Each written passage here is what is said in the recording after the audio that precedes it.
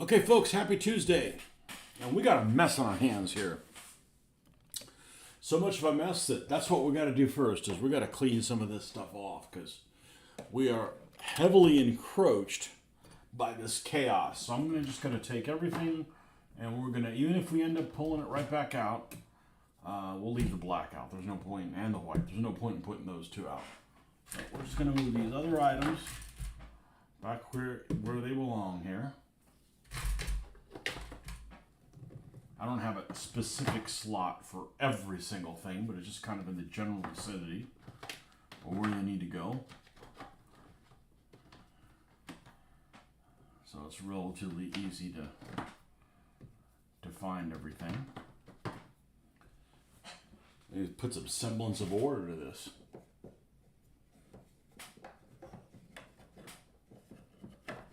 I could work around it, but it's extremely distracting for me.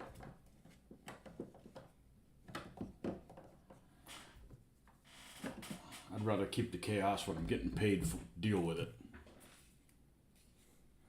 There he is, Joe. What's up, man?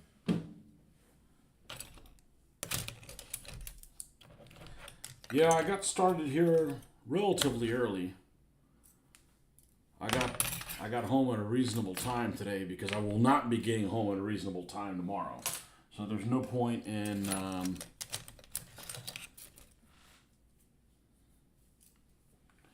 it's going to be inevitable. It's going to be a shit show tomorrow. It's just going to be a shit show at work. There's no way around it. Man, all this chaos and stuff. Even if we're going to pull these things back out, let's just move them to the side. We got this big wad of epoxy. Driving back from Gainesville. I don't live there anymore. Oh man, I do and I don't. Still getting called out, huh? No, hopefully they pay you by the hour. So wait, right now you're getting paid to chat.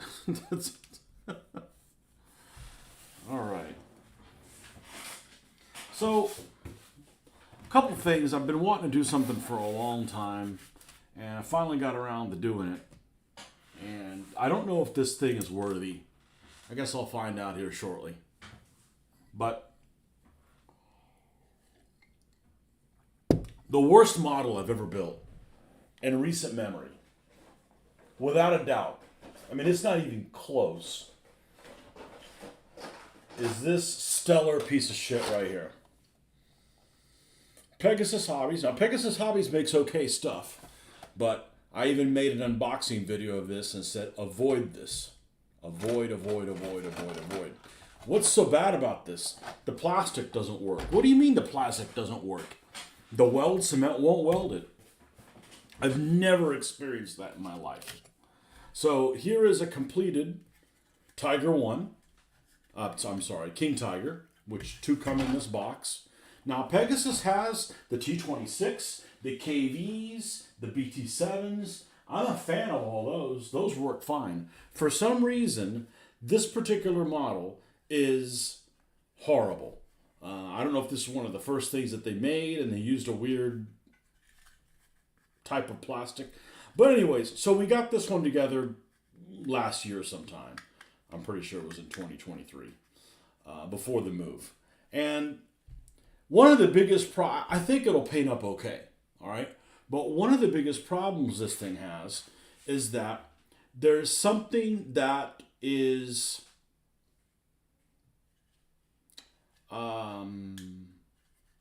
pretty much common on all King Tigers, whether they're the Porsche turret, what they like to call the Porsche or the pre-production turret, or this one, the standard production turret, is that they have these extra track links that go on the side of the turret. And they're not included in this beautiful pizza crap. Okay, they're not included on there. To give you an idea of what they look like, here is a trumpeter model of a Jag Tiger. And you can see here are these pieces, and they just basically fit on these little hooks. And You know, they go, two of them go here and two of them go here. You can see where there's like indentations for them, but no tracks are provided, and they're actually not indentations. They're things that stick out. So if they would have given me prongs here with no track, I could deal with that, okay? Because it's just extra track. They're like, you know, if you spring a leak, I was about to say, you know, if you get detracked, here's some extra stuff here that provides some protection on the tank until you need to use it. But they didn't do that, and it's kind of an eyesore. And you pretty much see it on every single model of the King Tiger. Sometimes there's exceptions. If it has Zimmerit on it, you won't see it on there. So last year, on the recommendation of one of you guys, I ended up buying this stuff, and I got to find out what the name of it is. It comes in clear and in blue, and it's called Hindo de Washi. And basically what it is, it is a reusable mold. It's rubber, but you basically heat up some hot water and dump this in there, and it's pliable, and then you can smush it up against something, wait for it to cool down, and then use epoxy putty to put it inside. So I'm like, okay, this is the opportunity to actually take some of these, because it didn't come with any extras on the Yag Tiger, and as beautiful of a model this is, and this is a beautiful model. It's got Zimmerit on it and everything from Trumpeter. Trumpeter has a problem with like giving you open hatches. So there's no option for open hatches on the Yag Tiger. You know? Oh well. Other than that, they're Trumpeter stuff. That the Trumpeter things I've built are really, really nice. So this is Chinese, made in China. This is also made in China. So they can actually do good stuff if they feel like it. Okay? So not all Chinese stuff is a piece of crap. With that said, this was the opportunity to go ahead and make some of these and try to install them on the King Tiger and see if I can salvage this, you know, because it doesn't have any tools, doesn't have anything. It's just plain Jane, really nothing going on, okay? I don't want to, these were relatively inexpensive. Less than $20 definitely for both of them, but I don't want to spend $20 on a tool set. I'd rather just throw it in the garbage can and just buy a proper King Tiger, okay? So the only reason I bought these is because I could use them as part of my credit on Noble Knight. Okay? So, with that said, I decided to make a mold of the spare track links on the side of the turret. Let me get my super readers out. I'm going to need that. And I've never done this before. Okay, so this is uncharted territory. So I use the epoxy putty that, this stuff right here, this Milliput. I did this last night and smushed it in there. Here's the molds that I made. I actually made 4 molds. You know, I just went over and smushed it on this side and did another one, smushed it on that side. And then at lunchtime, I just, for shits and giggles, I decided to use the green epoxy putty. Because this one's kind of harder to mess with. So I'm familiar with the green epoxy putty. I don't know if it worked at all in here, but let's take a look. And hopefully it's not too soft.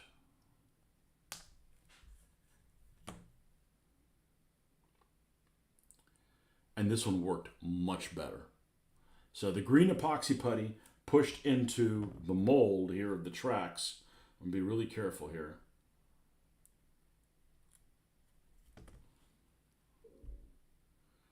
Worked really well. Now, it's still softish, so we're going to leave it alone. We're going to put it over here, and we're going to forget that we did that. What we're going to do is, I'm going to go ahead and mix some epoxy putty. I like this stuff a lot better. It's got more detail on it. So, I've got a set of tracks here. I've got a set of tracks here. And I've got the white ones for the other side, whether or not I use them or not. Okay, I'm going to need to sand the back of this so it's not as thick. But what I'm going to do is I'm going to take all 4 molds and I'm going to go ahead and mix some green stuff and push that in there so we can mess with that tomorrow or the next day. It's unlikely that I'm going to have a show tomorrow, considering I am bound to get back really, really, really, really, really late from work, and it's a thunderstorm day. It is just going to be, it's just going to be a nightmare. So that's what we're going to do first. And these actually turned out, they have a fair amount of detail on them. So, and the cool thing about these is they're reusable. So let's say you're tired of doing these track links. You don't ever want to make another damn track link. You built all the extra track links you want for all the king tigers you're ever going to do. Put this back in water and it melts back and it's reusable. I don't know how many times you can reuse it again, but the stuff's relatively inexpensive. I think it was like $10 or something like that. And it came with the blue and the clear. I like the blue because you can see that it's sometimes if it's transparent, it's kind of hard to see all the way through to it. But we're going to mix up some green stuff to fill in all of these, and it's going to be a fair amount because I mixed up just enough to do 2 of these molds, and I'm going to need to do all 4 of them. So that's what we're going to do next. And then we'll move on to other stuff. So I mixed up about that much. I'm going to do this. And of course I need to make sure that I got enough agua there.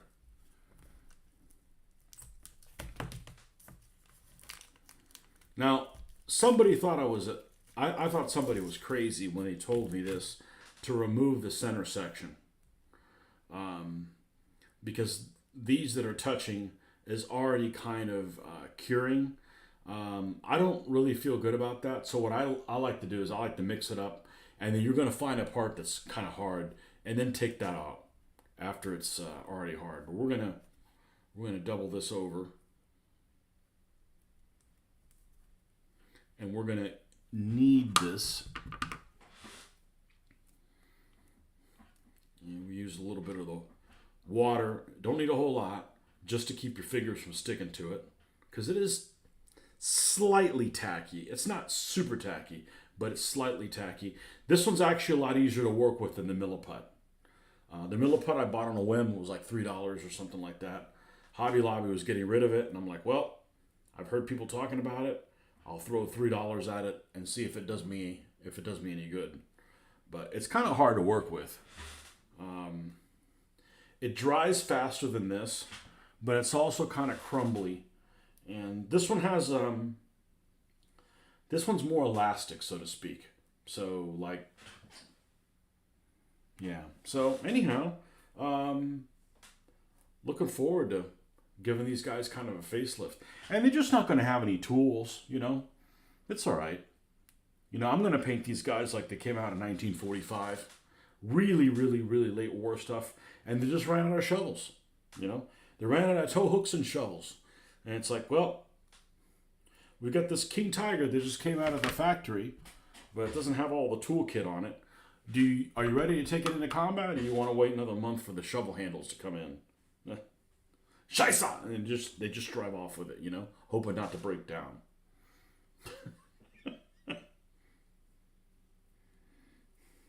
Although I was reading an article, I was reading a book, I was really surprised the low amount of miles that these World War II engines, and I'm talking about all of them, would last before they had to you had to put a new engine in the tank. I mean, something like, you know, it's not like, you know, your car. I mean, it's good. I mean, my car is good for 200,000 miles. Some of these are like less than 1,000 miles. You got to basically pull the engine out, put a new engine in. That's pitifully poor. And some vehicles more than others. Now, even the Russian vehicles that were relatively reliable, you know, you'd have to switch out the T-34 after a couple hundred miles. I forget how many, whether it's 800 or 200. I don't know what it is. Certainly longer than the German ones, but still, it's not like you could just drive from Moscow to Berlin on one engine. And that's just straight hauling, not back and forth and back and forth. Move into position, go haul down. Let's go around this. We're going to do an end around on the battlefield. You know, you're doing a hell of a lot extra miles in that than just straight distance between one thing and the other. I need to get a little bit more water to play with this. I'll be right back. You can see it's already turned green.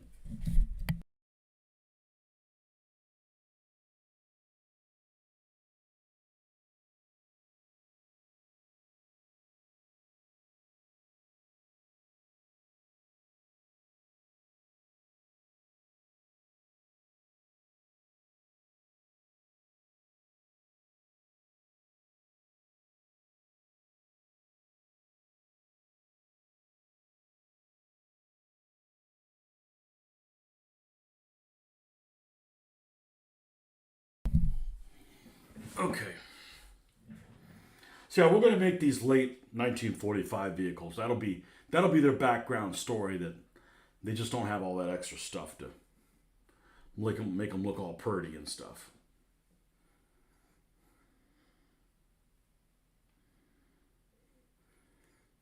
And we're going to take this and we're going to try to divide this in 4 equal parts, or equalish parts. See, here you can tell there's some hard stuff in here, and this is what's made up of the 2 sections that are touching each other. So this whole section, or part of it, between the 2 parts of the epoxy and the hardener, I actually don't know which one's which. It doesn't really matter. They're both they seem like they're the same material. But all along this, they want you to dump this, which just seems like a poor design. Like, just give me 2 different tubes that aren't touching each other, and then none of it's wasted. But so we're going to take this out. And this way, I think there's a little bit less waste than cutting it the other thing. So this part right here is, see how hard this is. Yeah, it's got some hard parts to it. All right, let's mix this back in. Hopefully we have enough. This is certainly enough for 2. I don't know if it's enough for 4. Yeah, see, here's another section that's also tough. And we need to make sure that that goes all the way into the recesses so it gets molded properly.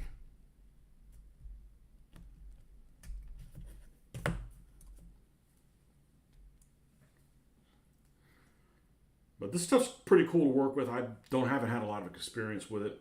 I'm certainly not going to mold figures out of it. I have plenty of figures to paint. I don't need any extra figures. All right. There's probably other ways to do it. This is how I'm choosing to do it. Let's put a little bit of this water down here.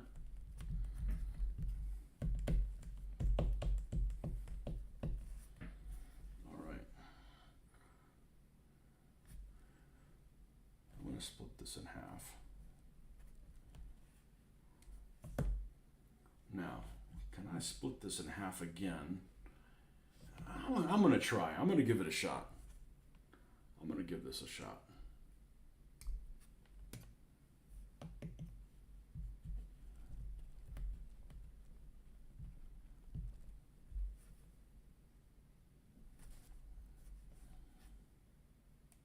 I'm going to take this and go a little bit wider.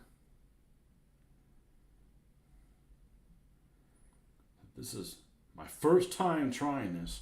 You're not going to get shit right the first time.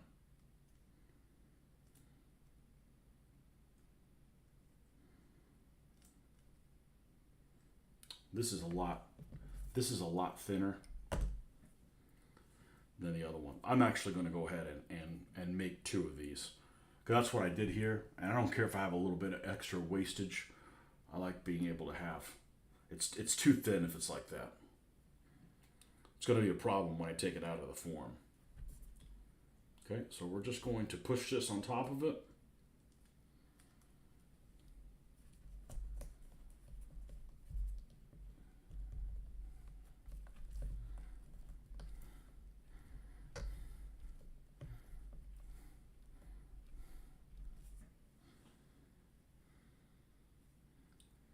you kind of see to make sure that there's no massive air bubble or anything in there. All right, we're going to do the same thing with this side.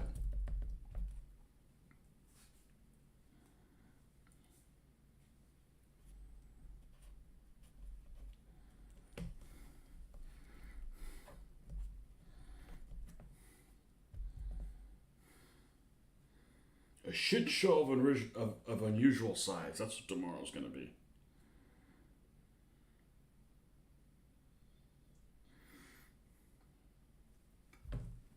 Okay, there's 2 more tracks. I'm going to do the other one with these 2. So we're going to mix us up another. You know, I've had this stuff a long time. If I don't start using this, it's going to go bad.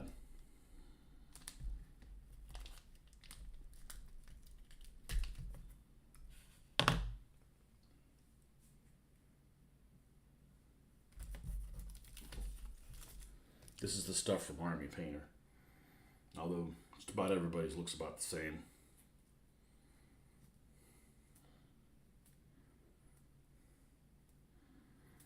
I thought, hey, I could be making blankets and stuff out of this stuff. I just haven't experimented with it much. You know, if I want to add blankets to my vehicles, I can always add it to them afterwards. I'm afraid of getting bogged down in the minutia and then running out of steam. So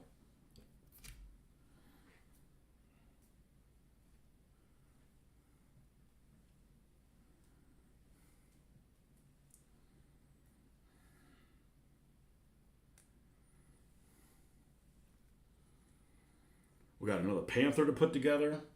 We got this other King Tiger to build. We got this Yag Tiger to finish.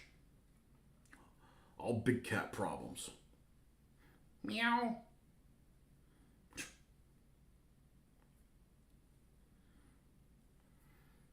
And I think all these are vehicles that I got from Noel Knight for my credit. It's not like I'm a huge fan of late war stuff. I'm really not. It just happened to be what they had. And they got early war stuff too, but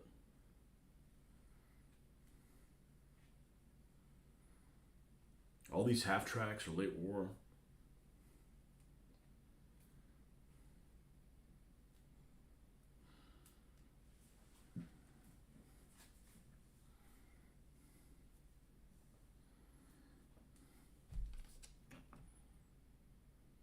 I mean, they look pretty decent.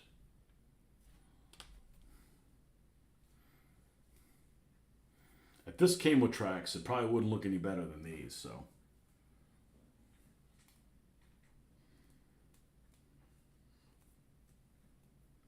Okay. Everybody quiet. Happy Tuesday, folks.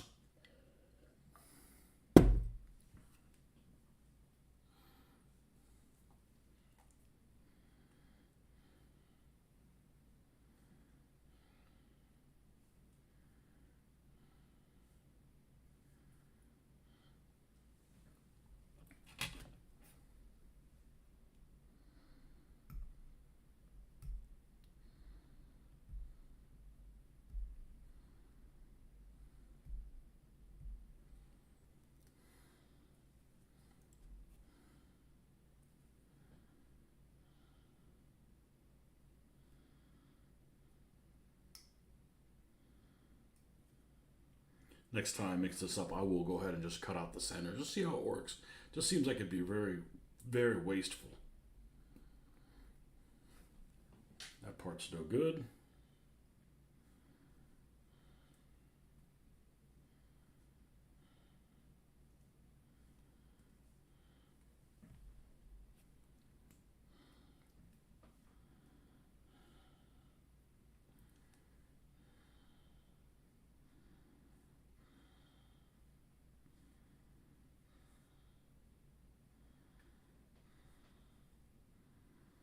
And this part's no good.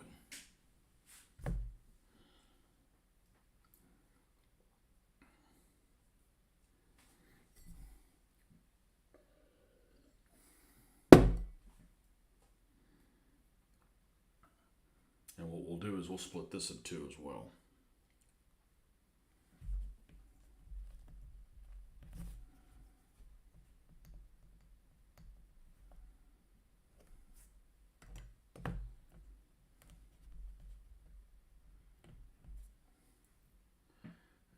and double this over so we have some thickness to it. And that way we could smush this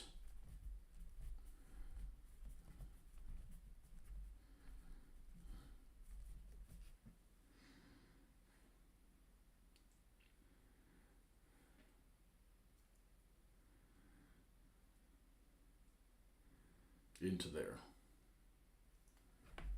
We'll do the same thing with the other side.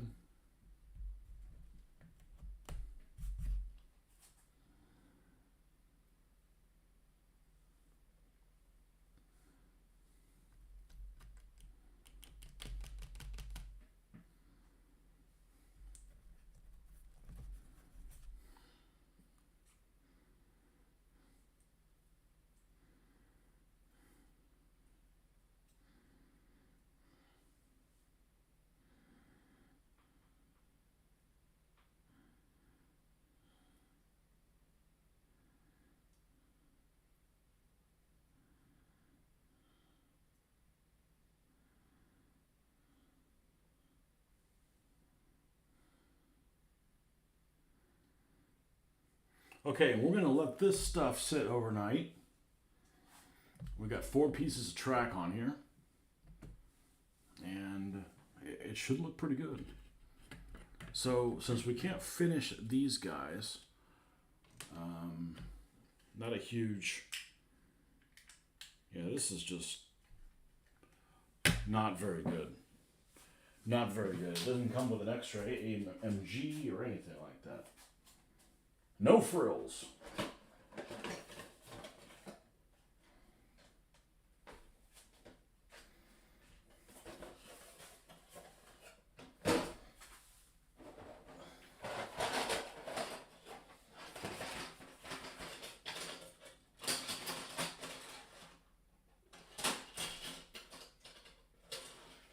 I don't even remember what glue I used. It might have been super glue.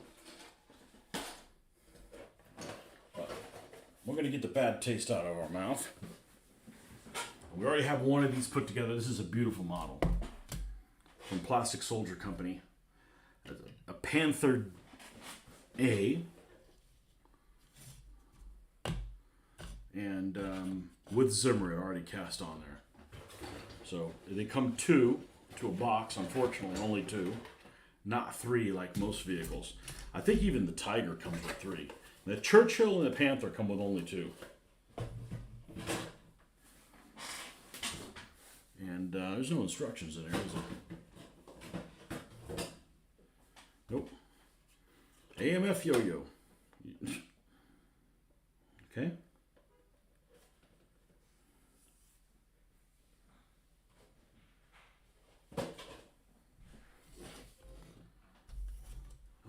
Somebody made it here. I'm going to go check on that person, and then I will be right back.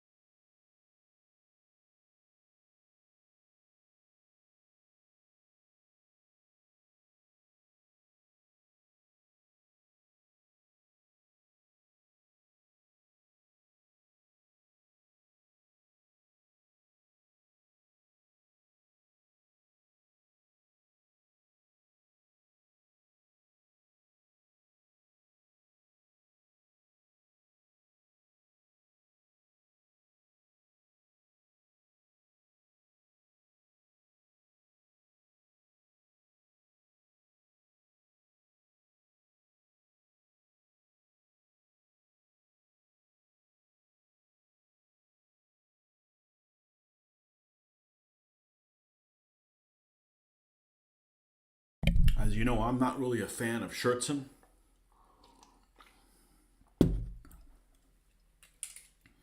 And they look particularly weird on panthers. But I think on the second one, we're going to go ahead and put them on there.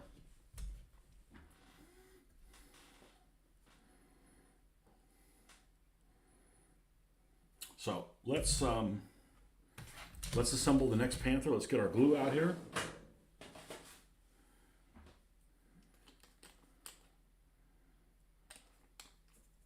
I have several of these.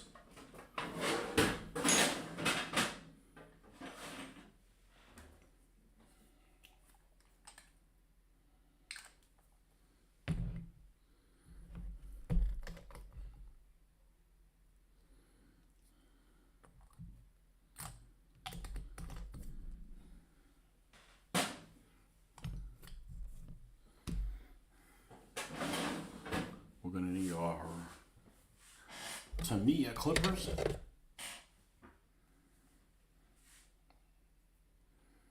And that's probably everything. These things are really, really simple. So we're going to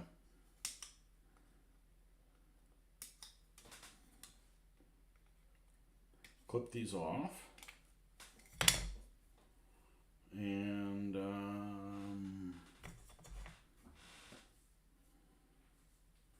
well, we can take all this stuff off, to be honest with you.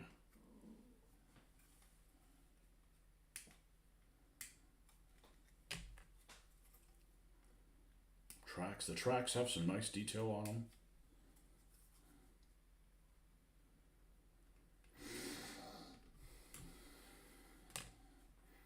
And I think these panthers, I already have one of them complete that's got Zimmerit on it. It's an old BP cast model.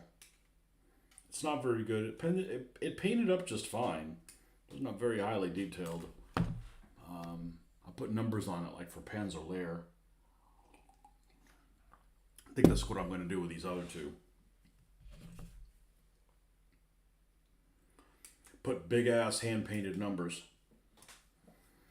That way you don't have to worry about some decal trying to conform to all these Zimmerit to paint in the butt. It's actually a lot easier just to paint the model like you're supposed to. Paint the, not how you're supposed to, but the numbers on there. Okay, so running gear on one side, all molded as one piece.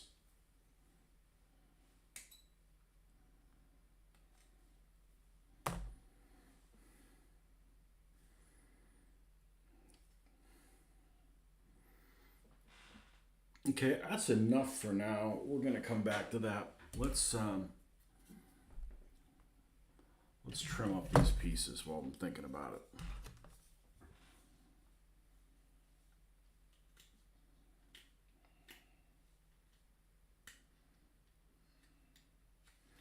Just get close. I'm pulling up as I'm doing this so we don't gouge this. Not because it's not visible, but you just end up creating some bad habits that are unnecessary. Let's tilt this a little bit. There we go.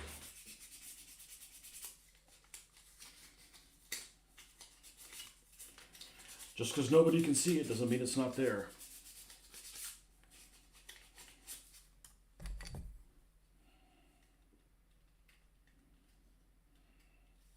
Okay.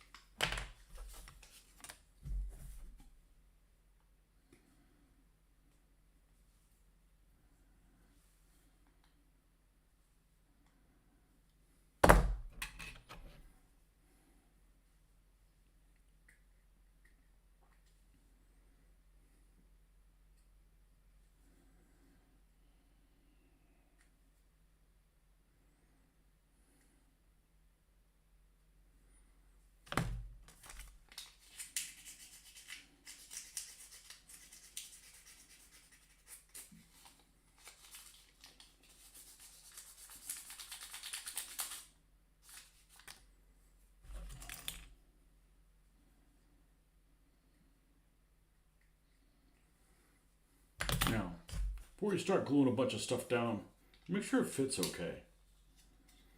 Okay? That fits good there.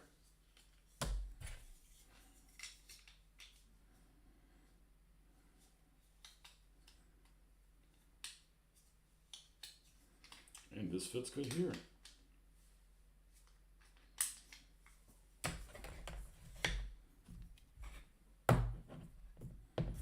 It's not, I don't want any drippage to mess up the cutting thing.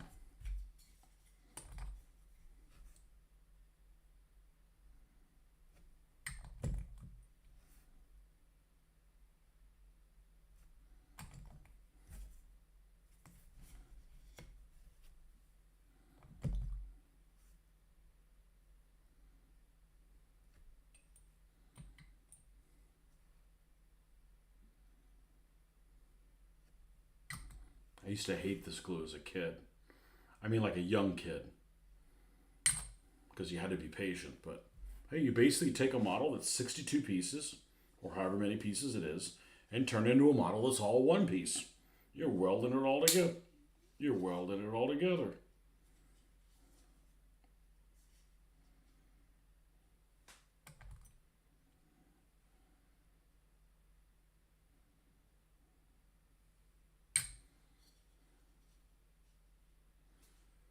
Okay, we'll do the same thing on the other side.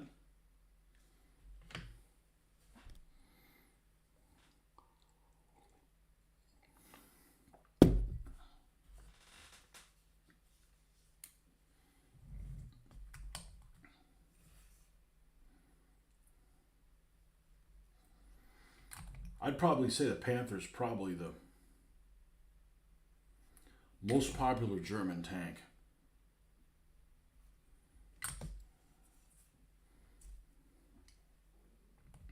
I certainly was a fan of it. I'm less of a fan of it now than I was.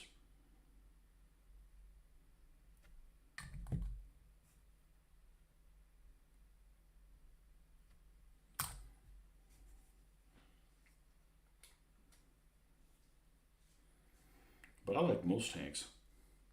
As long as I'm not the one that has to be inside of one.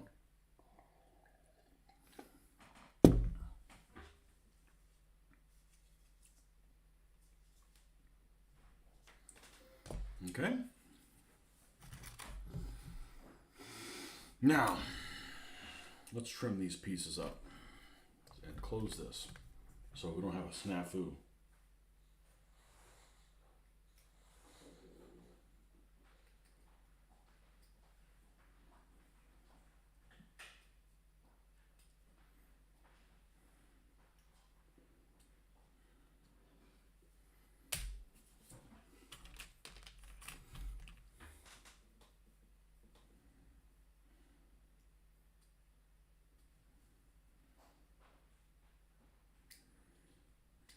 The other thing I really like about Plastic Soldier Company is it's anything but brittle.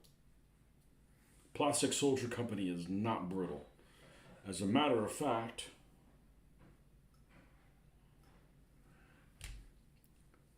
many of their things they're almost too soft.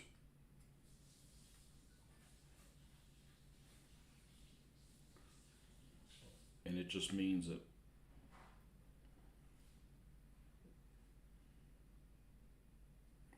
trimming all the extra burrs and stuff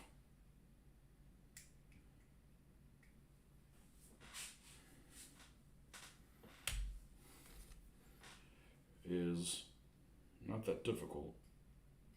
And you're less likely to snap the stuff also.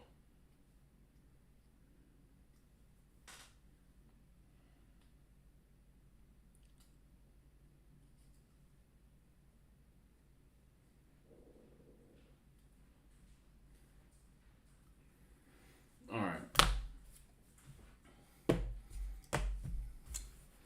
This part is the one that goes towards the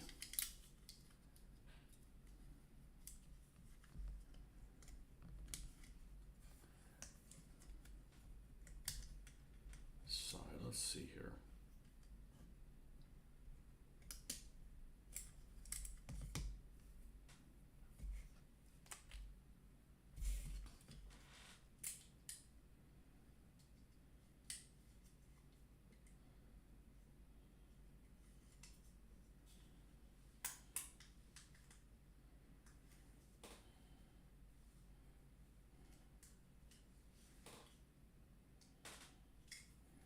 No, I think this was the correct side here.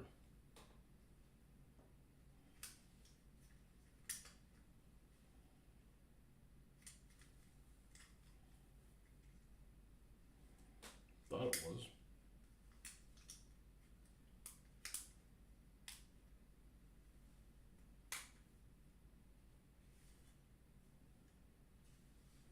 Okay, it goes like this.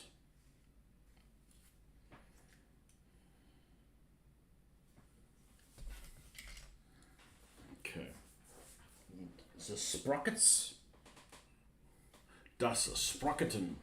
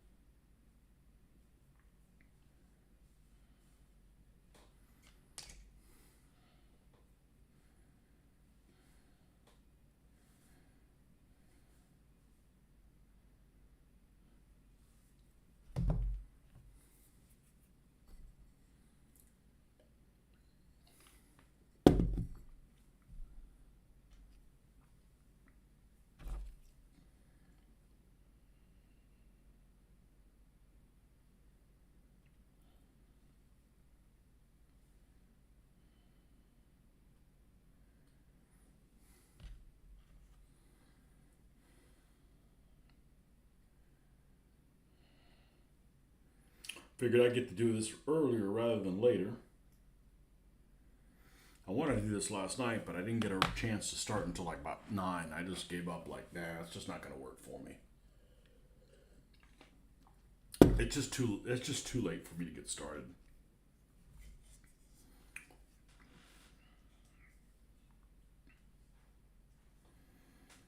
It's almost like fits in there with no glue. Actually, does fit in there with no glue. It's just a matter of it stays in there with no glue.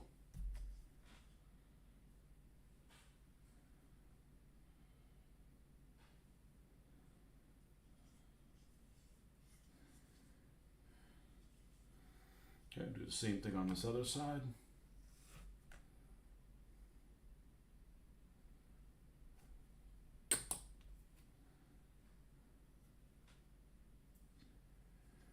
Now,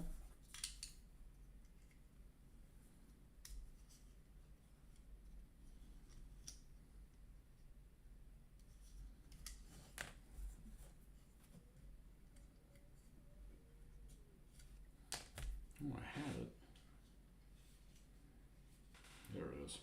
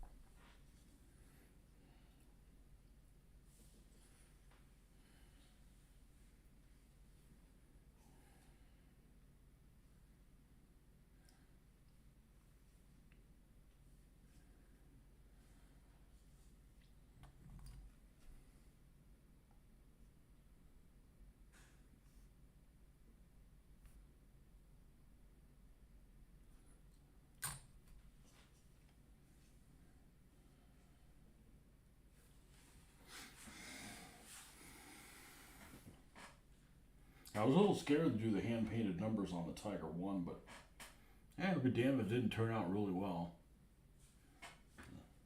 Or as I like to say, I'm happy with it.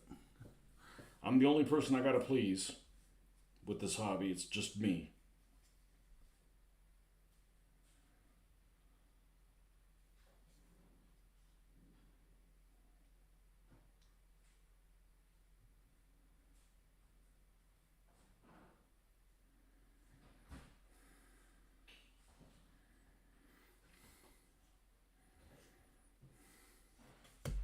Okay, we'll do the same thing on the other side.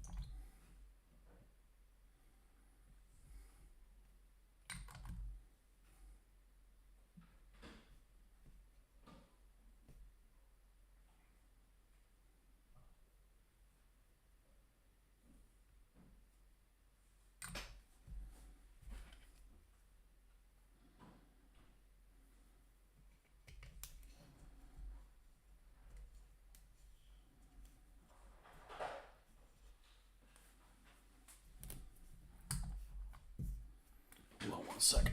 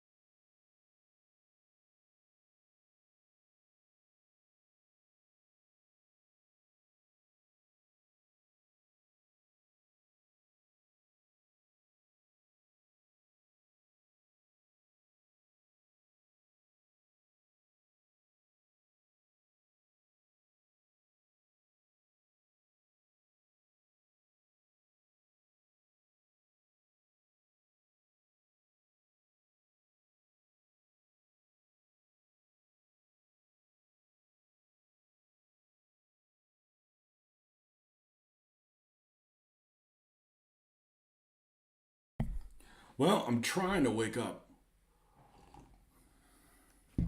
but it seems to be an uphill battle today.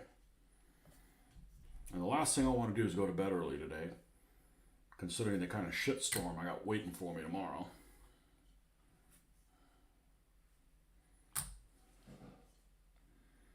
It's going to be a fun shitstorm at work. More like a shit show. Well, literally, it's going to be a stormy freaking day, too. So, we've got a lot to do, and better not be any lightning, or people are going to be sitting on their ass. I don't get paid to get hit by lightning.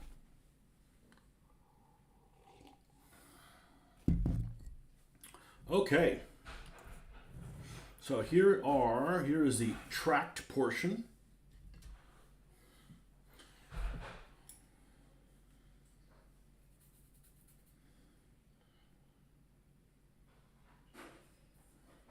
Let's go ahead and take the stupid structure off.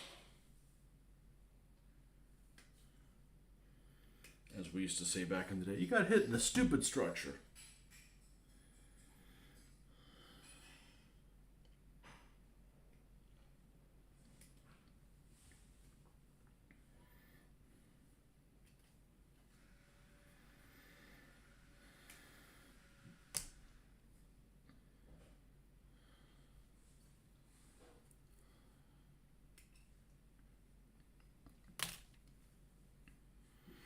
And there's extra tracks here, but it's for the Panther. So normally they put those, shit, we can put them all kinds of places, but they normally put them here, up here by the, in this area. I just decided not to install them yet.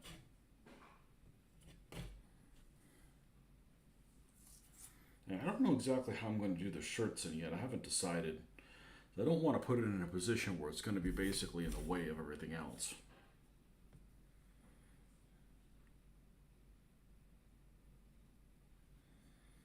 Okay, we can go ahead and pull the turret off. Like I was mentioning the other day, the Zimmerit is something, I forget exactly what month it was. I'm going to say September or October of 1943. After Kursk, they got this wild hair up their ass that they were going to start putting this Zimmerit paste on all new manufactured main battle tanks. Came from the factory already with them. And then the order, because Nazis love giving orders, the order was everything that was already in the field was going to be retrofitted of those same type of vehicles with a fix it out in the field Zimmerit paste set. Well, those that were done in the field were not done very uniform. They were pretty sloppy.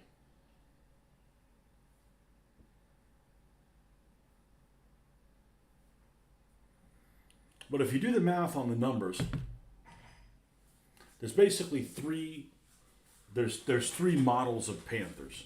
There's Panther Ds that came first, then the As, go figure, and then the Gs. The Ds are basically the Kursk Panthers that made their debut there. And they have a few differences on there. They've got some pistol ports here in the side of the turret, and a place to drop the shell casings out and stuff like that.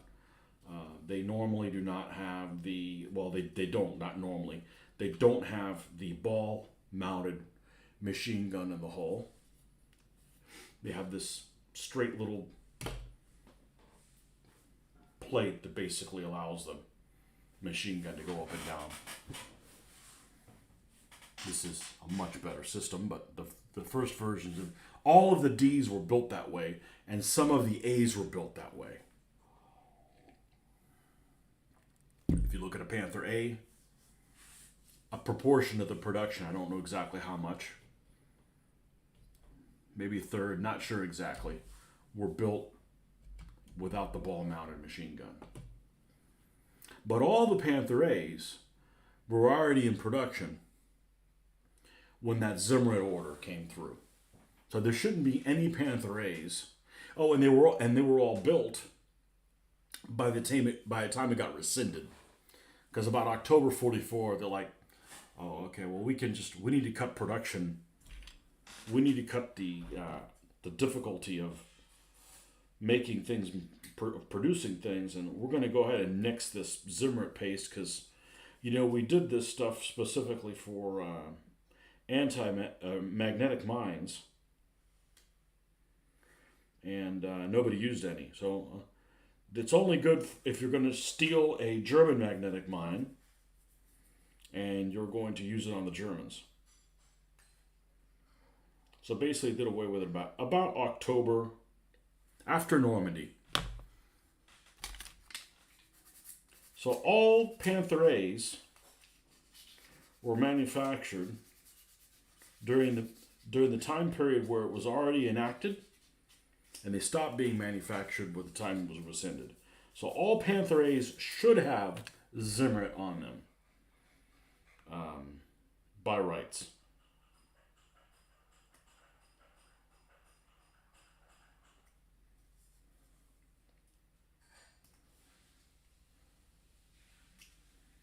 Some of the D's should have them come from the factory, and some of the D's retrofitted, and some of the D's didn't have them. At Kursk, they didn't have them. So any Panther D's at Kursk, they wouldn't have the Zimmerit paste. And a portion of the G's had them, because any G's that were manufactured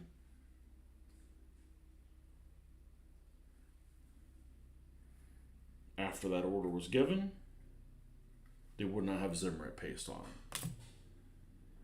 So if you're talking about a Panther or something like that, really any main battle tank that was built brand new to take part in the Battle of the Bulge, it would not have Zimmerit paste on it.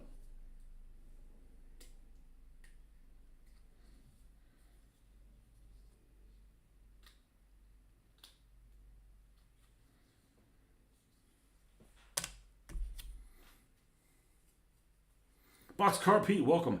How things, Tony? A big hello from Ireland. Oh, top of the morning to you.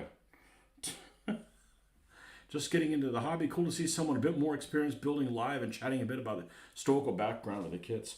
I used to work in a hobby store in the early '90s as a kid, basically. And one thing we started at our hobby store was what they called. We didn't have a fancy name for it. It was called the model meeting. So it was once a month on Tuesdays. And we'd open the store late. We'd leave the store open late. And people would come in. And the show and tell is the part that I really liked.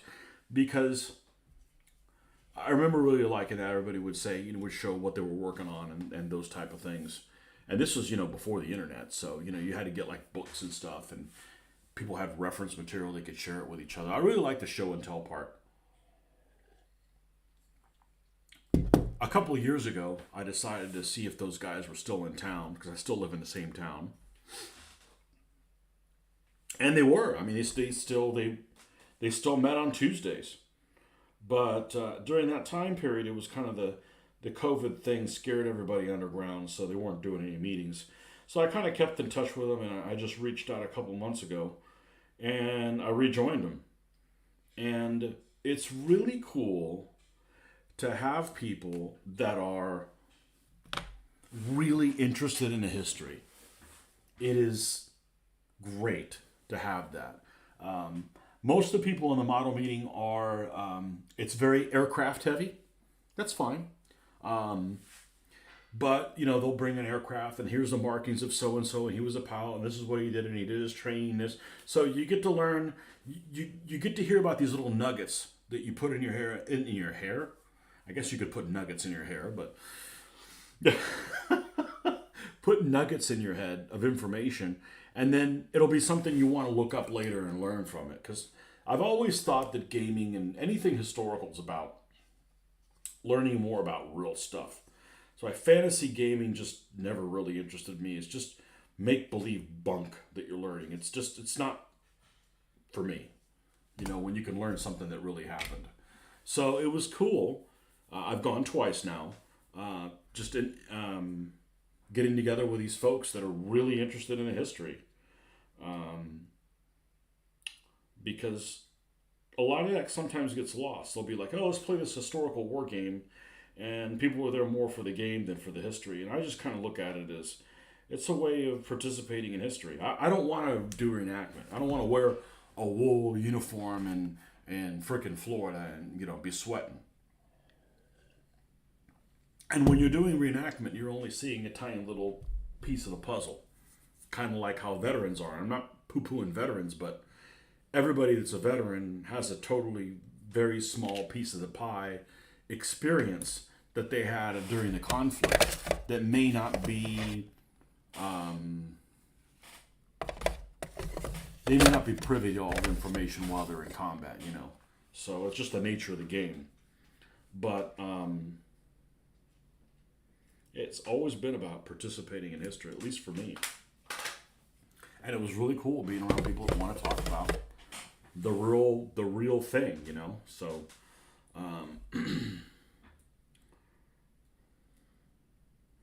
and there's so much stuff available on the internet. There's a lot of wrong information, but there's a lot of right information too. So, when in doubt, look at several sources, and if they all kind of say the same thing, you're probably on the right track. If there's,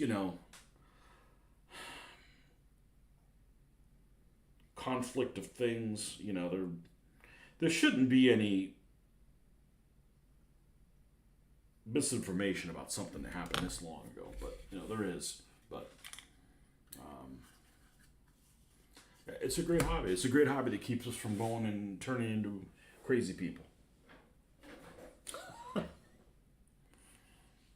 So, much more than gaming. I think gaming is fun. Gaming's not therapeutic, at least to me. It's just something to do. We're gonna go ahead and pull these shirts and off now, because we said we're gonna put them on this one.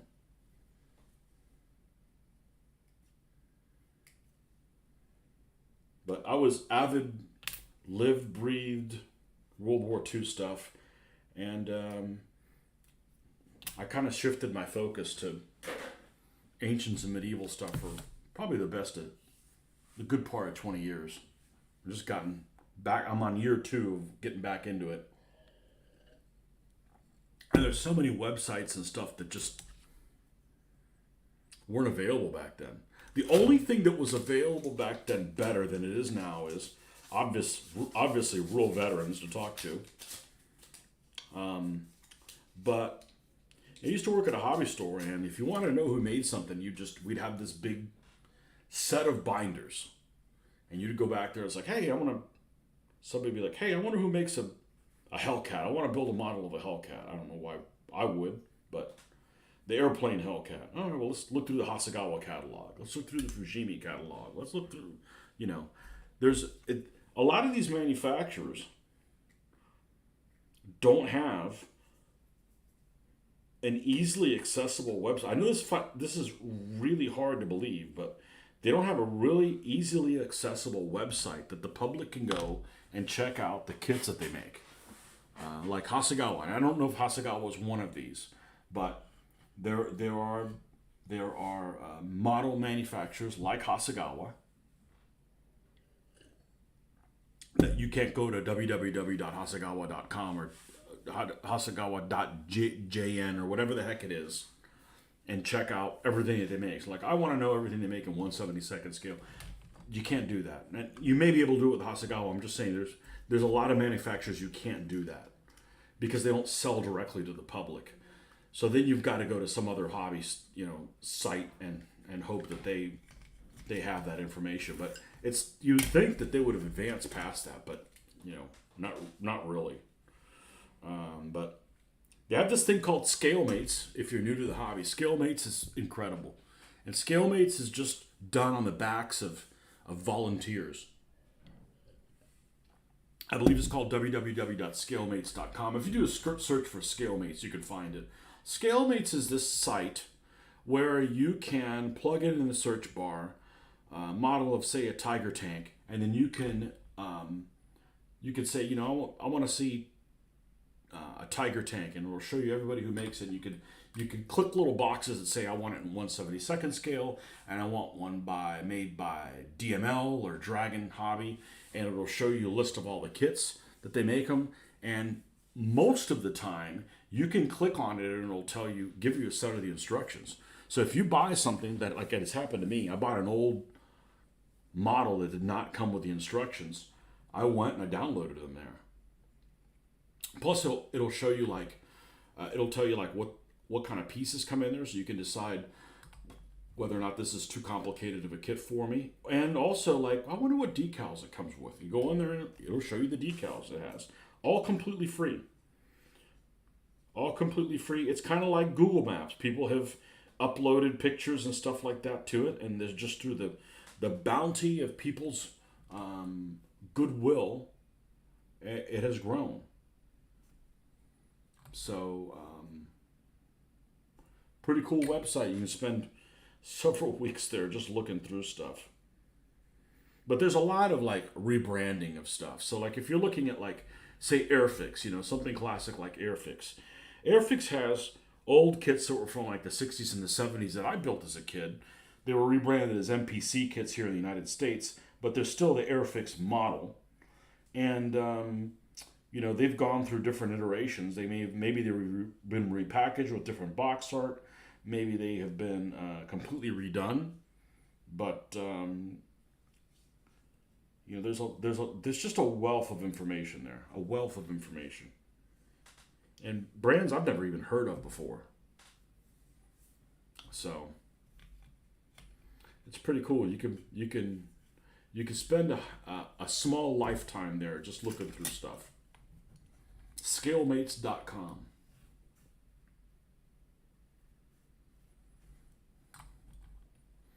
And of course, YouTube. One of the first things I look at if I'm interested in buying a kit of something is, let's see if somebody did an unboxing of it. Why not? I love watching unboxings. And I mentioned this earlier. The internet has actually made me buy less things. Well, what do you mean? I said, well, one of the big thrills used to be you'd order something. You're talking about in the 90s. You'd order something because it wasn't pictures of what it came with, just to see out of curiosity if this was going to be the one thing that was going to solve all your problems. And frequently it wasn't. But I'm less likely to order things now that there's pictures of them than back then when there wasn't. And I know that, I have to explain that a little bit because it may not necessarily make any sense until I need to put this piece inside here. But at least in my case, I've found that you don't have that impulse to buy something just to see what something looks like. There's already pictures of it. So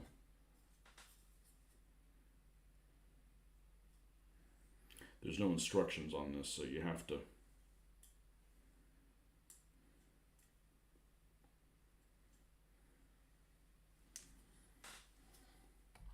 I've already built one of these before.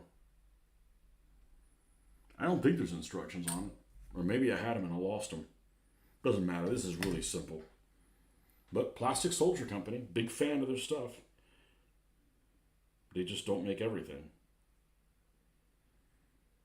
It seems like everything I want, even when I was doing miniatures, I was buying lead miniatures, everything I wanted was from the UK. UK is the land of toys. Literally every single thing I was looking for. Oh, it's from the UK. Oh, it's from the UK. Oh, it's from the UK.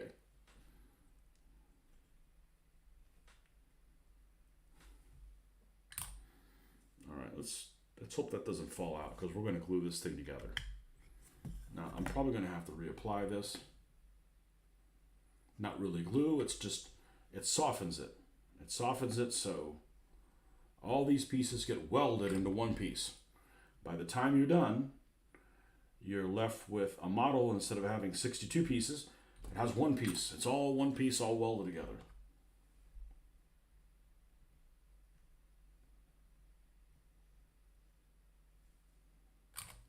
And we used to use Tester's glue way back in the day. Same thing, Tester's weld cement. But unfortunately, Tester's got bought by Rust-Oleum. And anytime somebody buys something else these days, maybe it's been happening for a while, things get shittier. And this is a case where I was a big Testors fan. I used to use them for all my spray cans to seal things and prime and, you know, Rust-Oleum bottom, and they got rid of all those Model Master lines. You know, so now you've got these, you have all this spray paint that's not very good quality and it jams on you, and it smells extremely toxic. Unlike the Model Master stuff, which it didn't smell great, but you know, it didn't smell horrible. So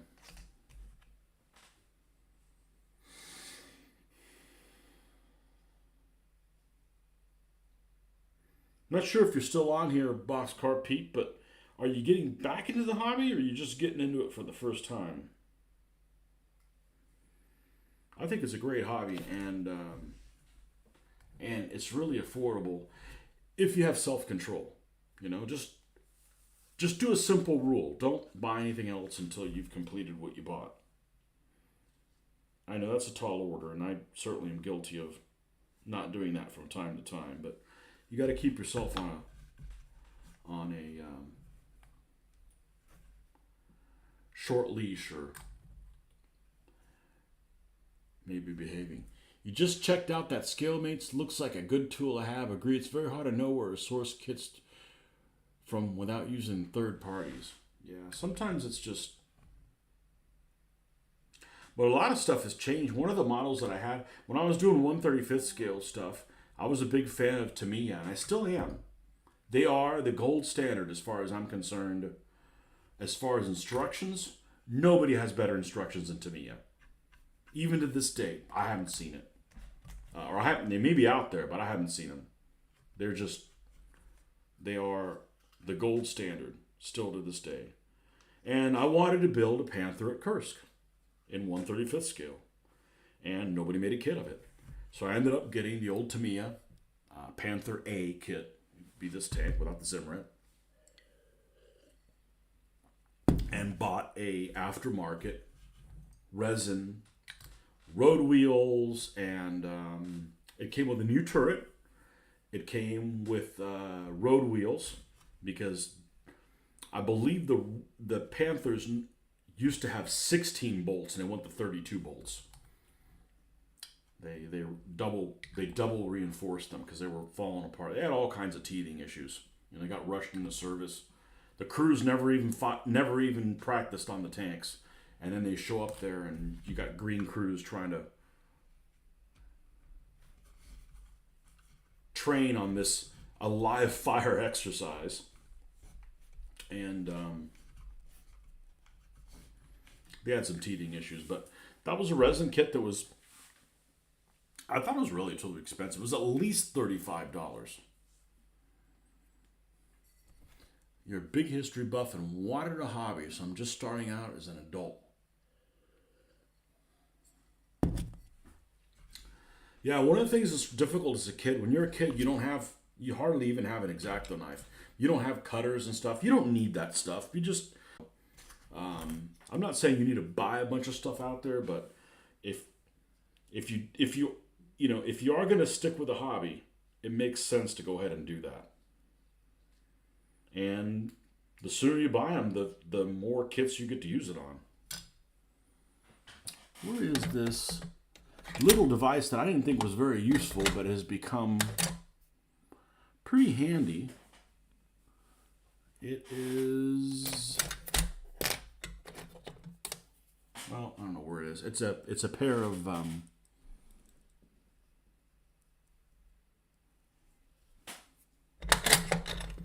wish I'd gotten back into it while I still had my vision. Meaning I didn't have to use readers and stuff.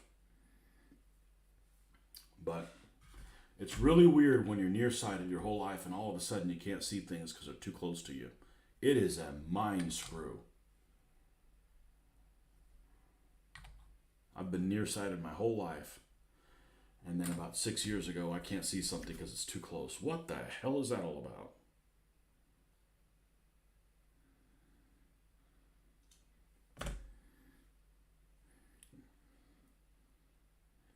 Okay, so that's going to go like this. And the bottom We'll go like so.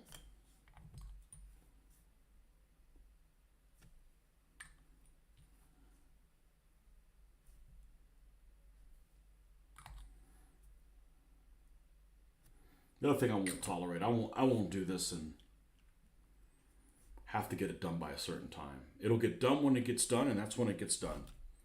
You know, I am rushed way too much in my regular life. This is just going to take as long as it's going to take. That doesn't mean I want it to take forever. It's just, you know, it's the journey.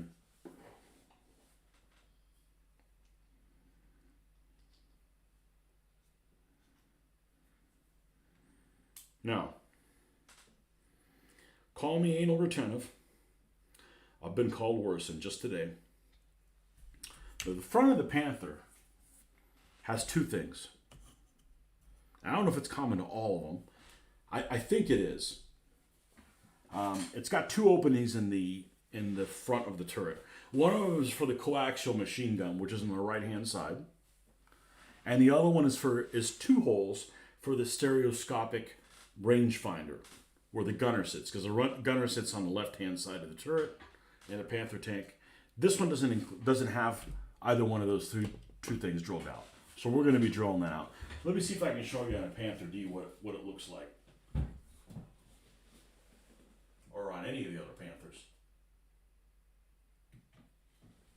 I'm guessing it's a double one. I think on the D it's a double. It might have gotten reduced to just a single later on.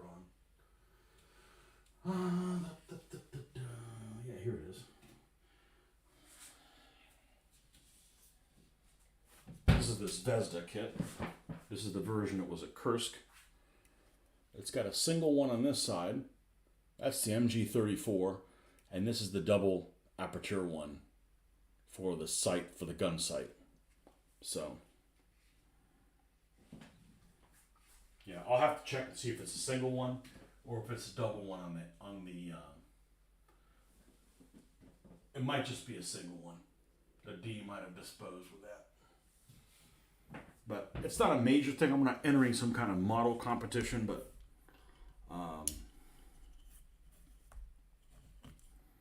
like to get those details right.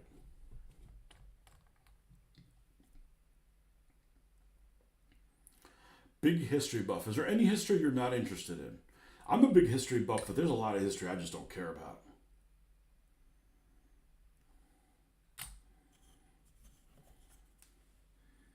I can't be into everything.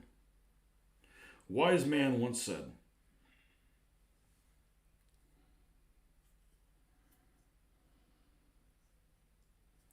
You can be into everything. You'll just be spread too thin.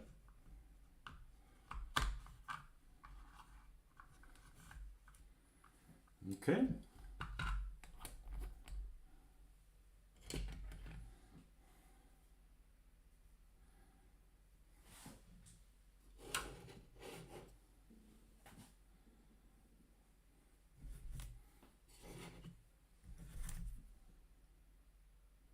I believe this is the gun cleaning kit.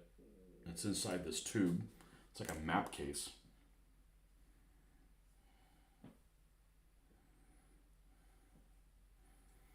And the thing that everybody calls a million different ways. I've heard it mentioned all kinds of different ways. I happen to call it a cupula, because calling it everything else just doesn't sound right. Cupola just doesn't seem right. A cupula.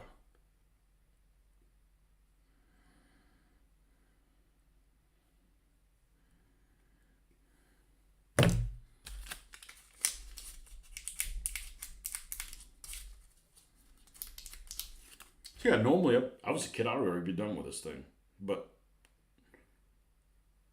I'm not sanding it down. I'm not letting it fit. You know, this is part of the fun.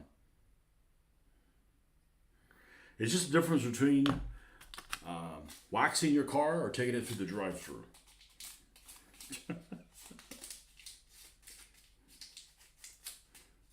It's just part of the experience. Okay, this is completely round. The overhang goes off the side. There's a peg that the turret goes in just like this. The other Panthers do I have? They have the... No, one has a commander in it. I may make both of these with the open hatch. I may do that. I like putting a figure in there. Sometimes just gives you a sense of scale of what it looks like. Now here's the map. I already talked myself into calling it a map thing. That's what it looks like. It looks like a big map case. I believe it's for the gun cleaning kit.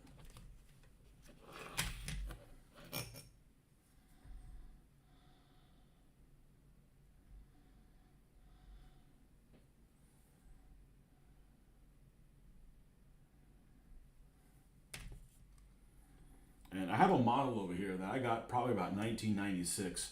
I didn't finish it. Actually, it still needs to be sealed until now. It's a beautiful Tiger 1 by a company that's no longer in business called Cromwell. They're out of Scotland, I believe. And I had it sitting around for so long, I didn't think I was worthy to finish it. Well, for all practical purposes, I did stop doing this for like 20-something years, so.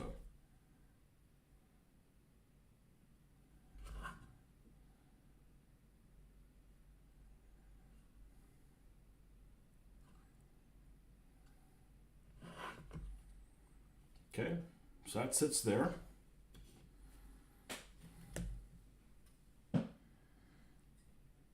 The business end. The long 75, 70 caliber, 75 millimeter gun.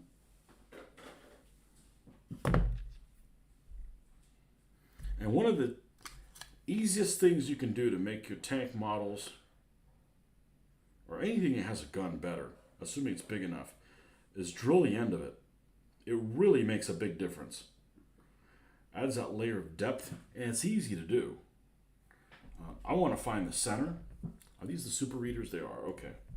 So I'm going to take the end of the X-Acto knife, give myself a little bit better light here.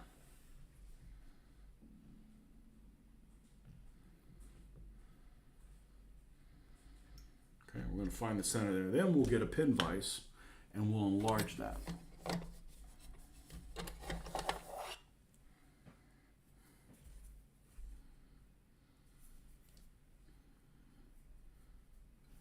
And then actually we need a bigger pin vise than that. Where's my matchsticks?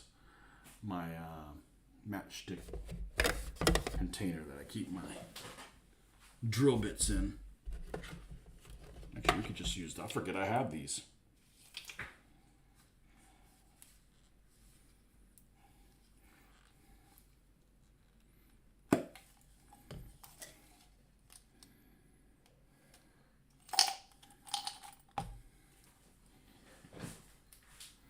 Again, something I would have never had as a kid.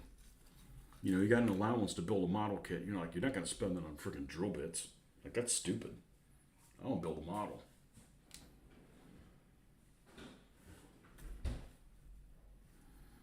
This one should do fine.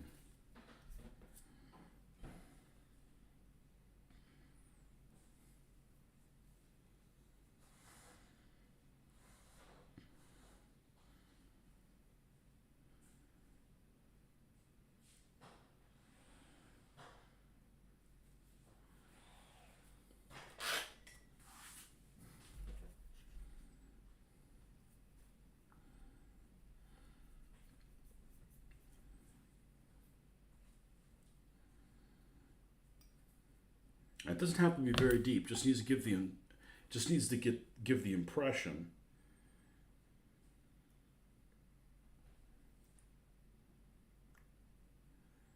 that there's something at the end of the tunnel. There's some light at the end of the tunnel.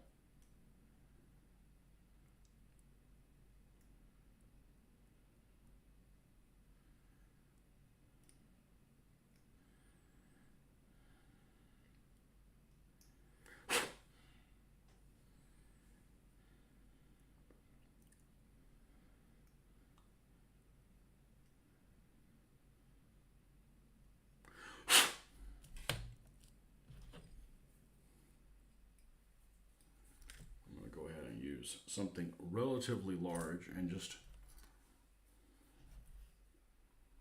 hit from all sides. There we go. No point using power tools on plastic. It's just not. Oh wow, this one's big enough to use the other end that I never get to use. This doesn't shrink down to nothing, so it's got a minimum size in it. This actually fits in there.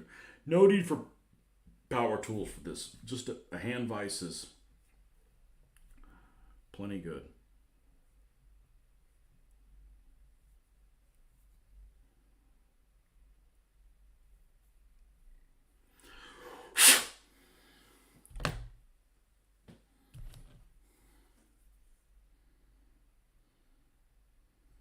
Now, we're not going to drill out machine guns. That would just be absurd. Like the one in the hall. That would be crazy. Sometimes 20 millimeter cannon are difficult to do as well. All right, and we're going to... Here's another tip that I did not know about this until recently. If you ever want to trim something down like this, but you don't want to scrape it across, because it ends up leaving like a flat spot on here, use the back side of the X-Acto knife. Even though it doesn't have a blade, it's sharp enough to take things off that you don't want to flatten out. I saw it on YouTube. It's got to be true. Bam, done.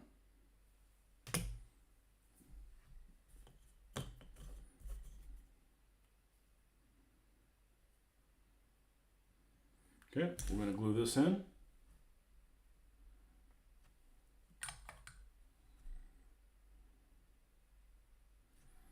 You can learn a lot from a dummy. Now, I saw it from somebody on somebody else's channel. I forget who it is. I'm not going to tell you it's my idea. The only one I'm going to claim is, and somebody I'm sure probably came up with as well, is the whole hand sanitizer to clean brushes, because I've never seen anybody. As far as I'm concerned, I discovered that one on my own for my own use. I didn't know about it. Okay, let's keep this out, and we're going to keep this one out as well. I have a little matchbox around here that I keep some of these smaller ones. But these larger ones don't get used that much.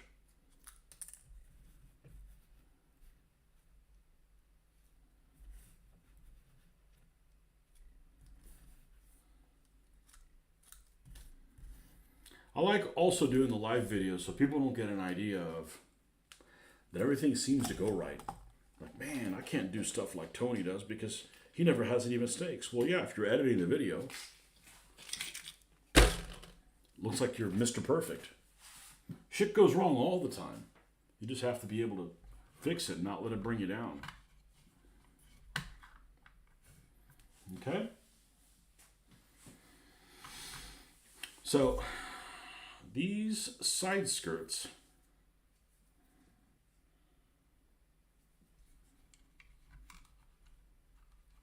I'm gonna have to see how they go. Because like I said, mine didn't come with any instructions. I don't think they did. But I got a million pictures on the Panthers. And even if I didn't have a million pictures, there's a million pictures on the internet on the Panther. You got one little piece that catches up here and then the other one at the bottom. So I'm guessing, because this dips lower, this is going to be down there and this one's going to be up here at the top. So if that's the case, I bet this is like this and this is like that.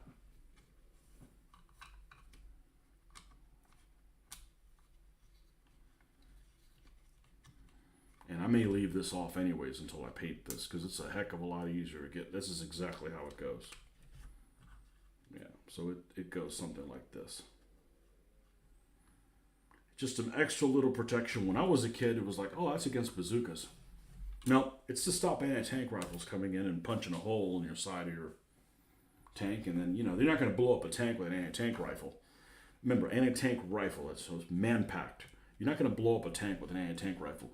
But you're going to put a hole in there that's going to, if it goes through, it could create some shrapnel and injure one of your crew members. You know, if you take out the crew, the tank's no good. So sometimes taking out a tank, that is the easiest way to go about that. Now, I got some other. I'm going to see if there's a set of instructions on here. So let me grab my trusty phone. Let's put this back, epoxy putty. We will revisit that tomorrow or the next day once that's hardened.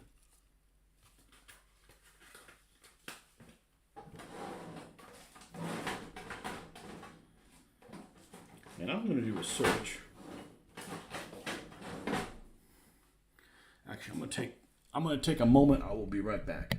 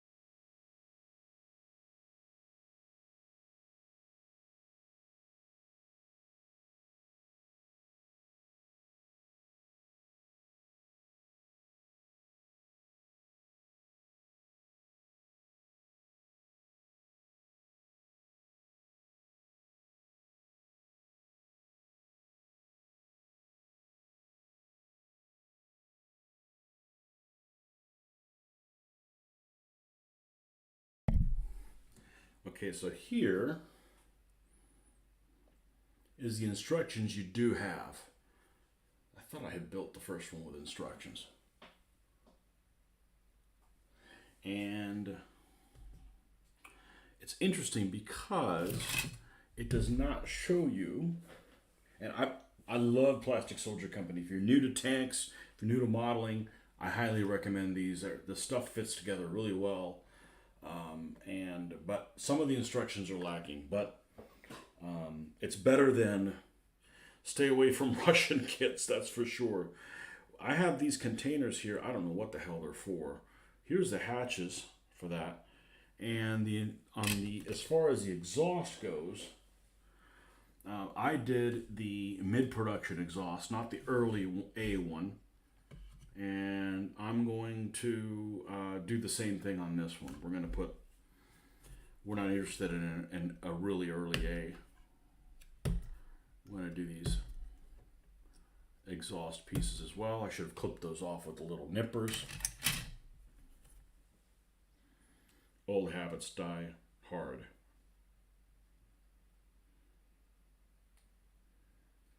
Just trim this off and we'll be able to glue this onto the back.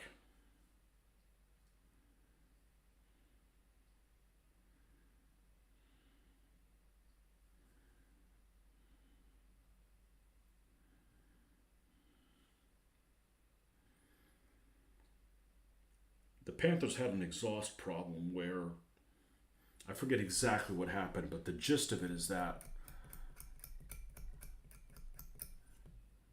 there's parts of the engine or the exhaust that got too hot and it could cause a fire hazard, even without being in combat, even without anybody shooting at you, cause a fire hazard. So they had to fix that. And this is the later exhaust that had, I read it several months ago and I forgot that's how touching it was, but basically this exhaust had the multiple pipes in it was a way to cool that down and avoid that from happening or something like that. I'm going to need to glue. I'm going to have to add softening stuff to both sides here, so we'll do that.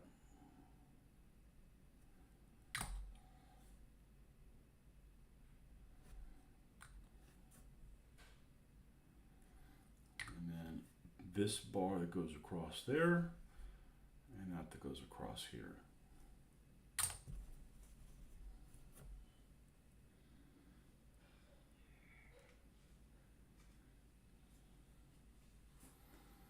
Okay.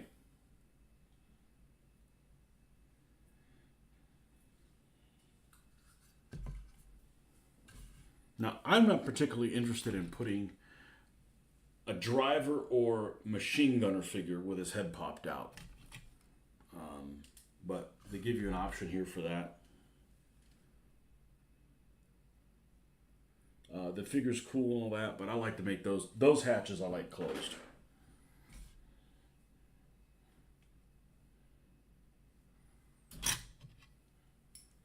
So we're going to take these two hatches off.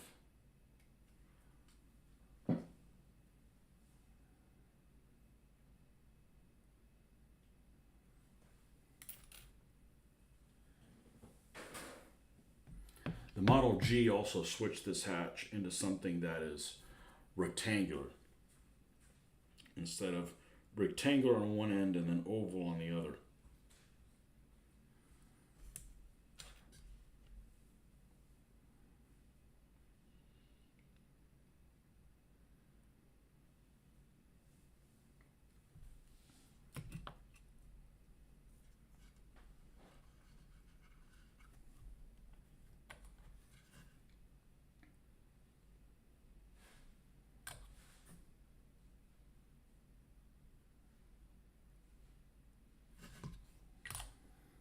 I like using tweezers because it helps avoid me putting my finger on there.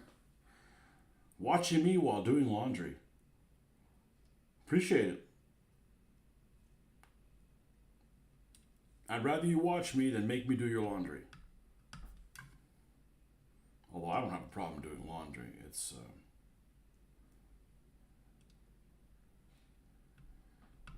in there. Okay.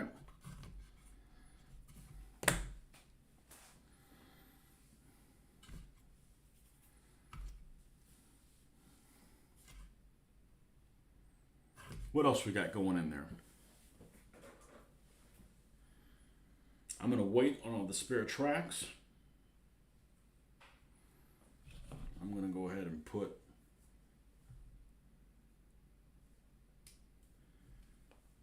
the turret ring that allows the MG34 to swivel all the way around.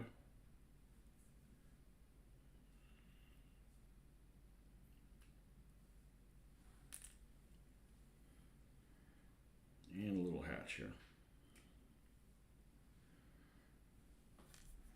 And it does come with a tank commander, which, you know, I mix and match different tank commanders. I happen to like the tank commanders that Plastic Soldier Company comes with. They're pretty robust. They're in pretty decent poses.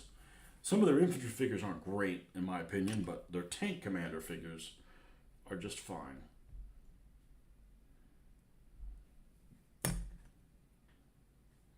And, you know, you just kind of chilling and fulfilling up here.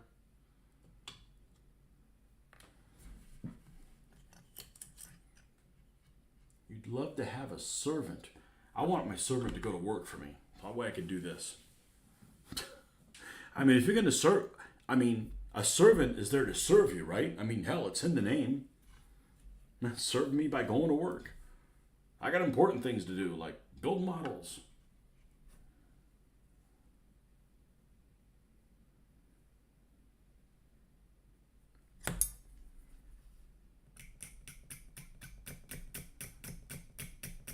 For the first time ever, I have stooped to the point where I have somebody else mow the lawn. I've always mowed the lawn, but we moved to this house, and it's an acre. And I have a push mower, and I had a push mower. I sold it, as I knew I was moving here, and you'd never be done. And it's not that I enjoy mowing the lawn. I don't enjoy paying somebody else to do something that, as a kid, I made $5 doing, and they want a hell of a lot more than $5 now. So, but I just had to kind of get up off my wallet and not worry about it, because buying the type of lawnmower that you would get done with this lawn in a reasonable amount of time costs multiple thousands of dollars for the privilege of mowing your lawn. I'm like, no, I don't have time to do that. So I now pay somebody to do it. And I don't feel good about it, but it is what it is. I just think it was a smart decision.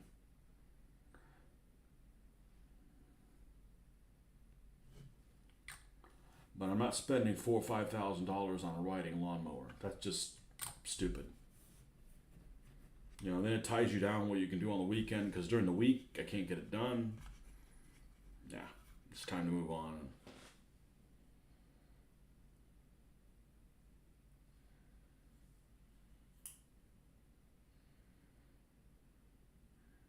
As the saying goes, ain't nobody got time for that. But I've always done it my entire life. Until now. Oh, I never glued this in. That was probably wise.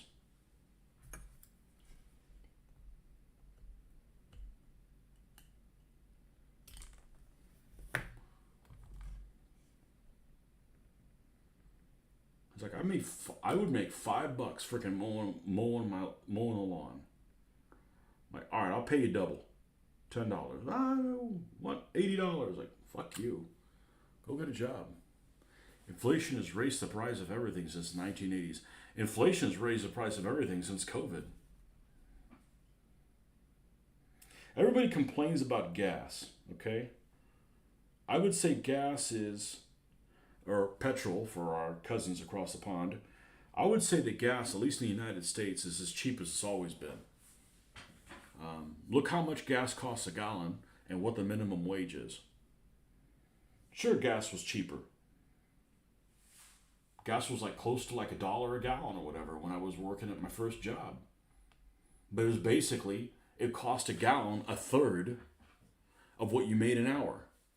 1 gallon cost a third of what you made an hour back then. At least in my case. So what's the minimum wage now? 15? It costs less than $5 a gallon. So it's cheaper than it was back then. The problem is that there's all these things that if you don't have now, you are basically in mentally in abject poverty, like a cell phone and stuff that you didn't have to have before. That you feel like, at least I feel like, if I don't have those things, I'm going to break. I can't go somewhere without my cell phone. What if I break down? So it's created all these needs that we didn't have before because the stuff hadn't been invented yet.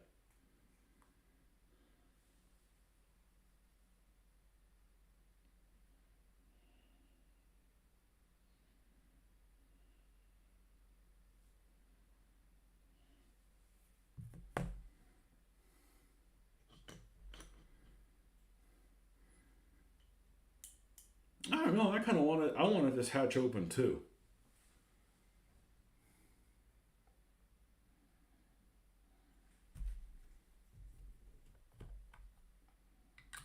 But I probably shouldn't make them both with open hatches.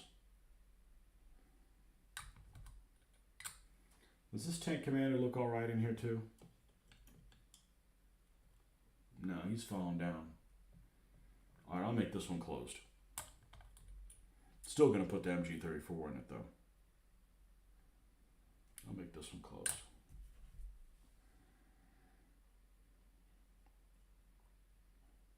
Using the intentions to use in a skirmish games, just because it has a tank commander popping out of the turret doesn't mean he's really there.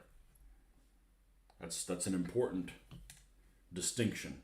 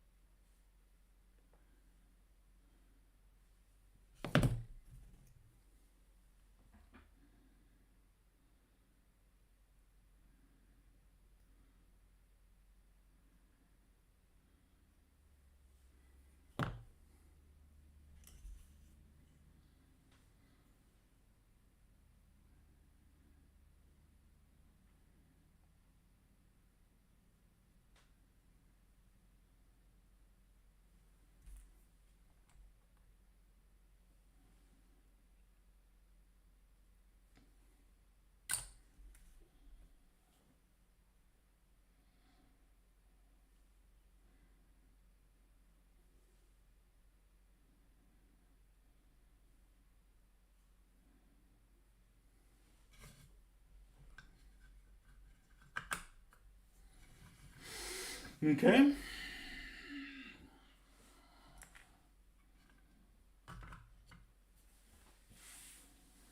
Now, we got extra track on here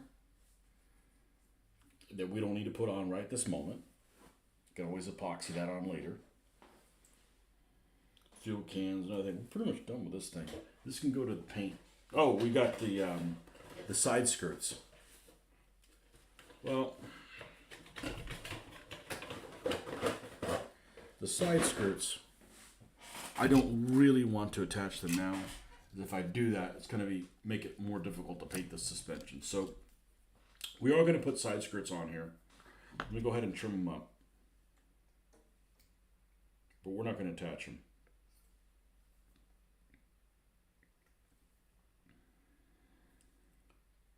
Because it is a pain in the butt then. Okay? So she's built.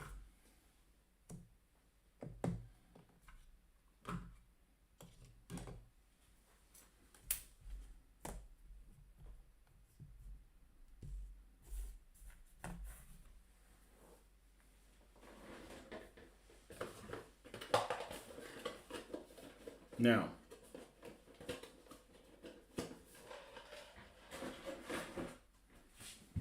I think I'm going to paint these two Panthers over the weekend, or at least start on them.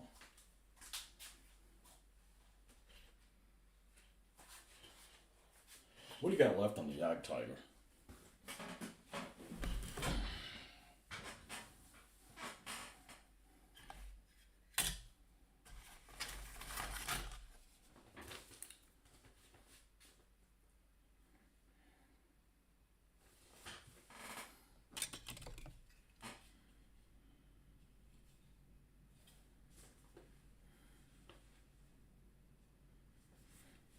Looks like we're done on that. They did a really nice job on the Zimmer on this vehicle.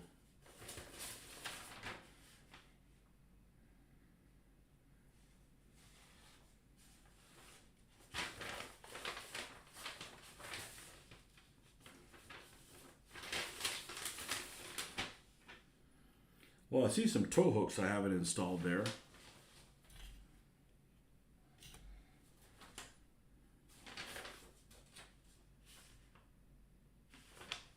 But I don't see here on the instructions where they go. This is the last step and it still doesn't even have them on there.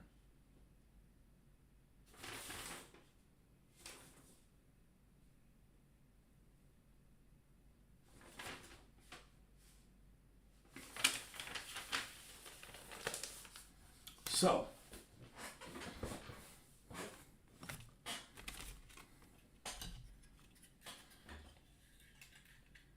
see how the fit and finish is on this thing.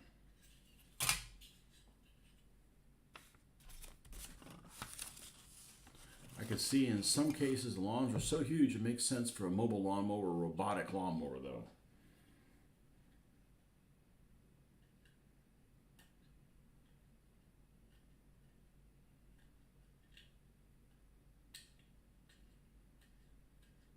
I've always done it. I'm not a fan of that work.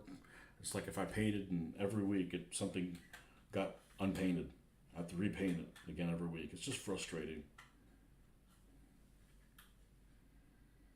Okay, this fits pretty good here.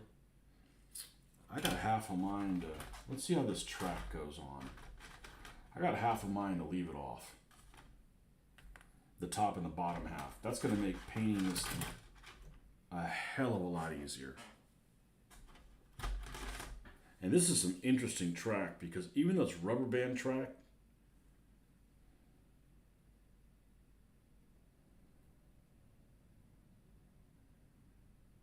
really finely detailed.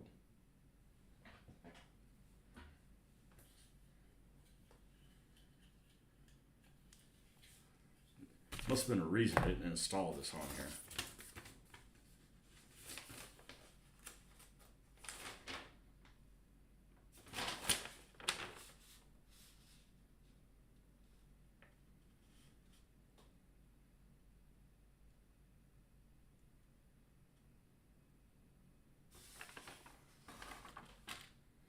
Make sure this is closed.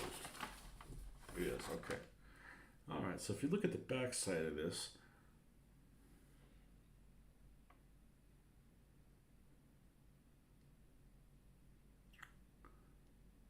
this doesn't match that.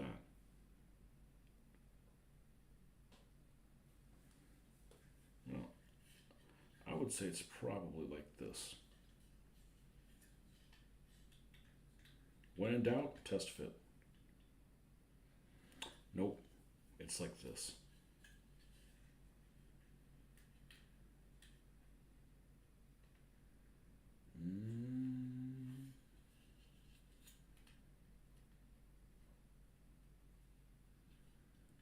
So now what I'm going to do is, I may not even try to melt these little prongs and put them in here, because the problem is these little holes that go through, they don't even stick all the way through. So what I usually do is just put a staple through it and call it a day. Let me go find a stapler.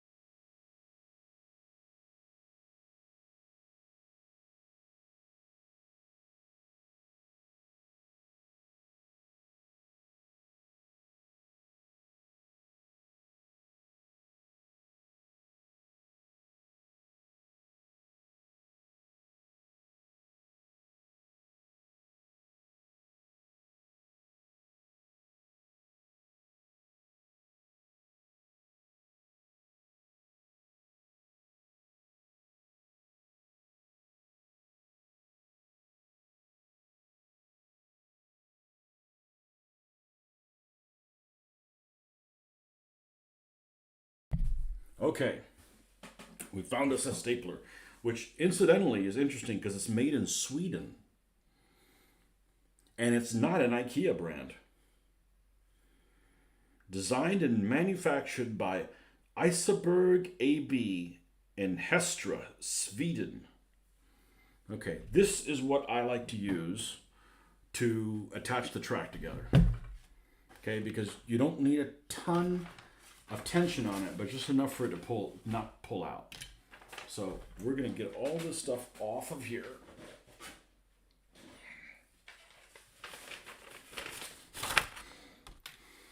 I wonder why I didn't do this before.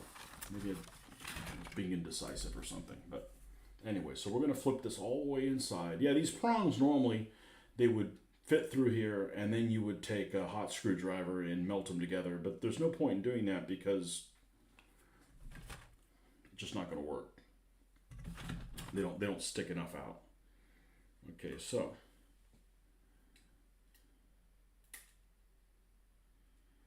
okay, it's going to go there.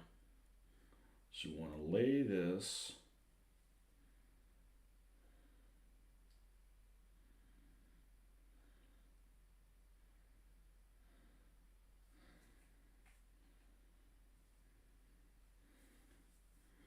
it makes it really difficult where you can't see the prongs. Let's move that big nasty out of the way.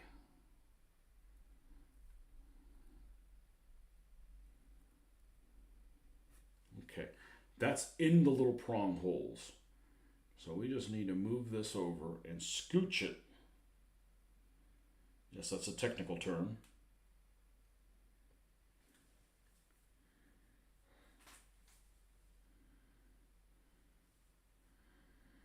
And then one staple, and you don't have to worry about it again.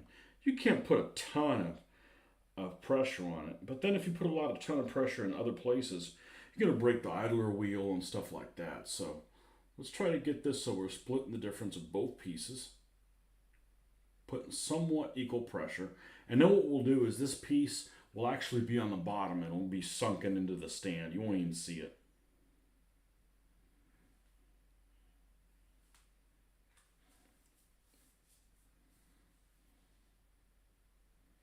It's an exercise in patience.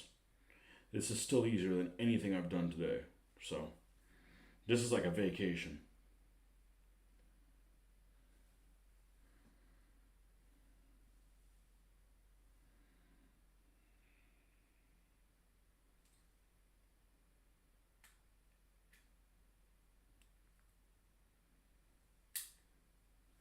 There it is. Okay, it doesn't matter that you can see it here. Let's twist it back around.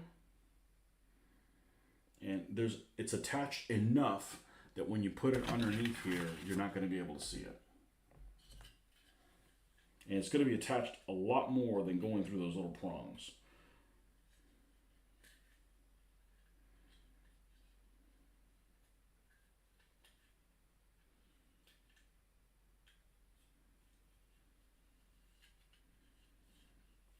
It's going to be attached like so. All right. I'm going to go ahead and put the idler wheel on and see what the fit and finish on it. I also found out by somebody, if you have trouble getting these things on, just take the teeth and cut it off the one side. But I'm going to leave it loose, okay, so it can twist on me, and then we can always glue it in place. So let's put it over the teeth first.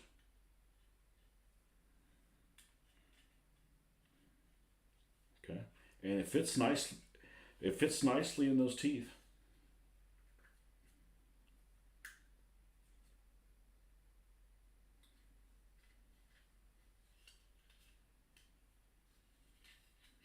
And let's hold that with one finger and stretchify.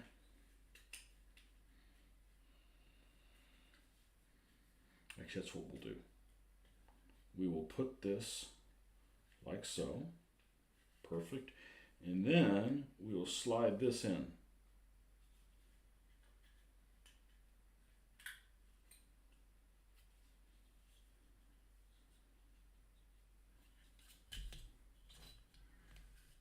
need to glue this in place. But I think that's the way to do it, and you don't put a whole lot of pressure on this and break this poor thing. Okay, now let's do the same thing with the other side.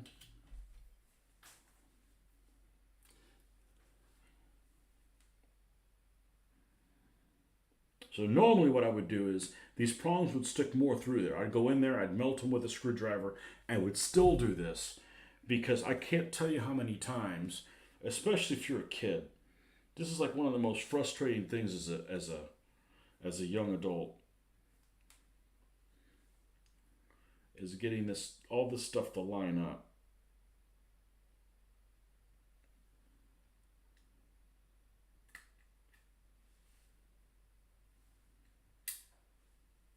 Okay, and we'll turn this the other way out.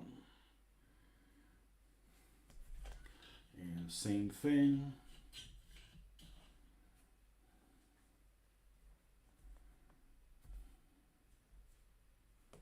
This goes towards the outside.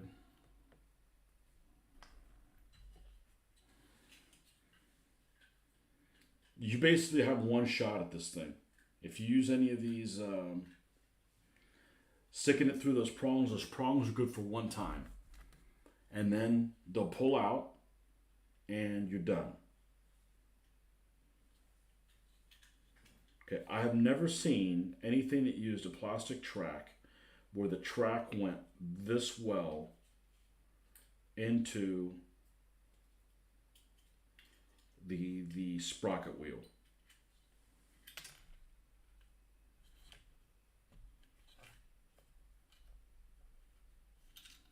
But with that said, I think I'm going to have to glue it in.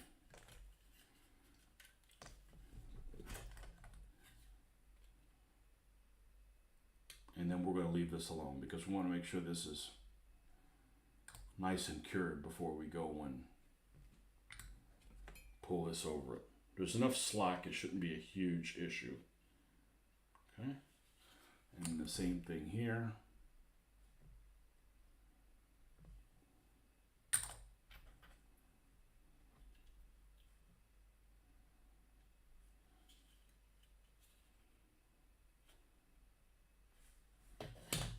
But I'm not going to install this on top of this until both are painted. Because that's going to save me, it's just going to make it a lot quicker. I'll be able to do a better job on there. I don't mind the track being on there. I can get to everything on there. But not having this top makes it real easy. Makes it a lot easier. So I'm really curious to see how this track ends up looking. It's still a little soft, but okay, cool.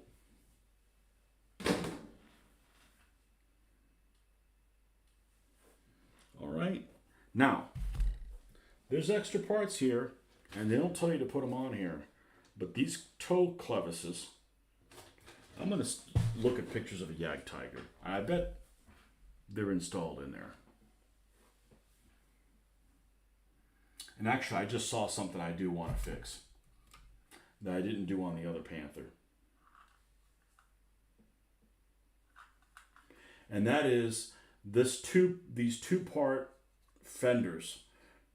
They're articulated here, and you never see them like that. They're always missing half of it. So I'm going to come in here and I'm going to take half that fender off because it just looks weird. It looks like it's from a showroom. So we're just going to come in like this. Plastic Soldier Company stuff cuts, the plastic cuts real easy.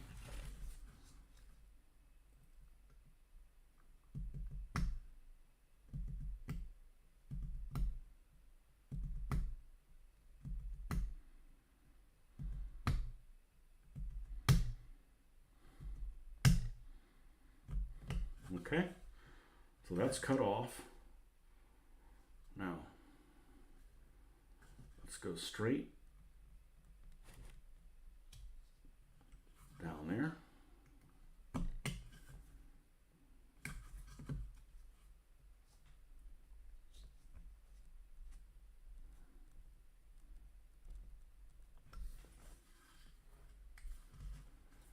And I'm going to cut this.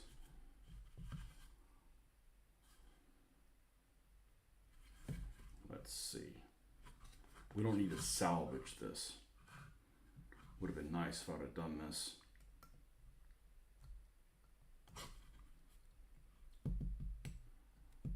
Before installing the top and the bottom, but shit happens. I'm far from perfect.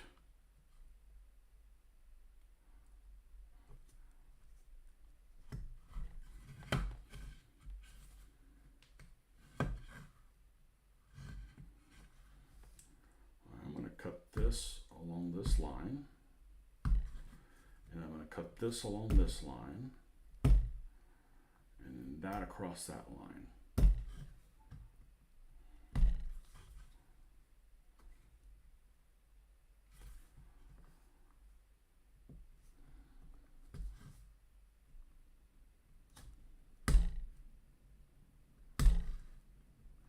I didn't do this on the Cursed Panthers on purpose because that was literally their first debut.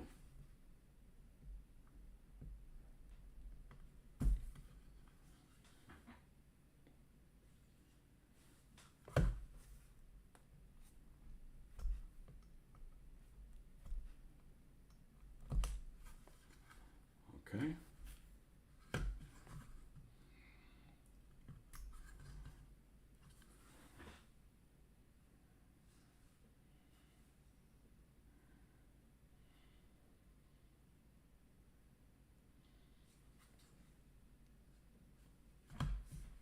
And that's what you have. You have these little fenders.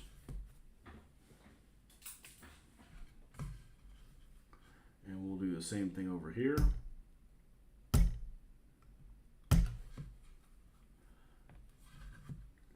Cut this across here and all the way to the side. And then stop there. Come in and follow the outside of that.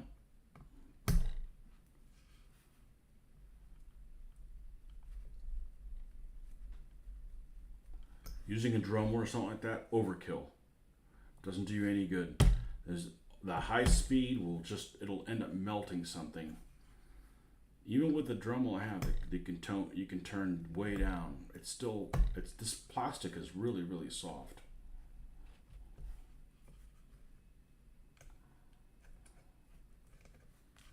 Okay, and then we'll come in and we'll trim this.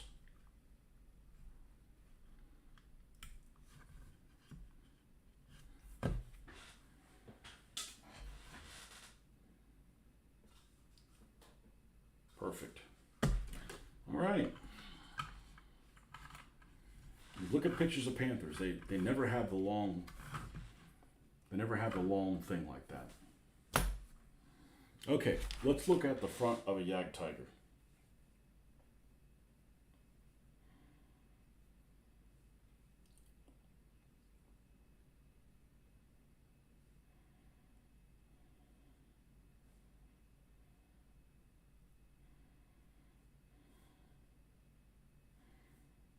We do not want to look at things from Aberdeen Proving Ground because it is well known that they have modified some things from Aberdeen Proving Ground just to, extra tow hooks and stuff like that.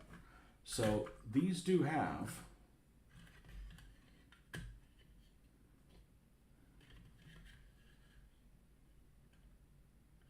those little tow hooks. However, if I install them now, is it going to be difficult to install this? No, we should. You know what? I'm going to leave them on there until we put the track down. Let's leave them on there until the track's in place.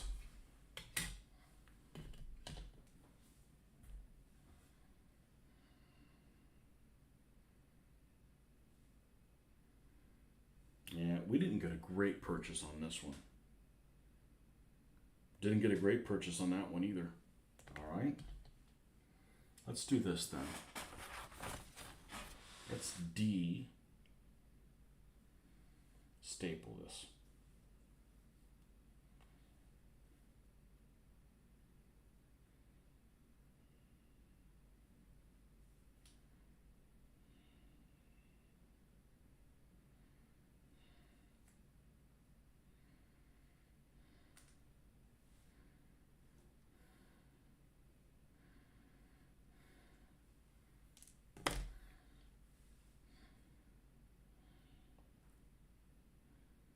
I'm going to be in the center of that bracket.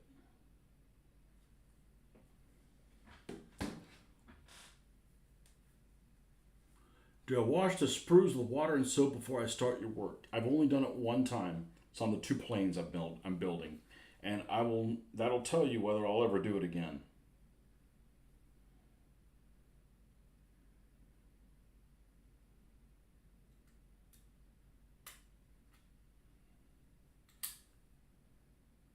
Okay, that's better.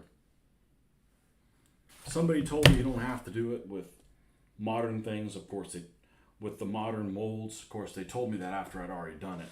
So my 2 planes I'm doing, they do have they are washed.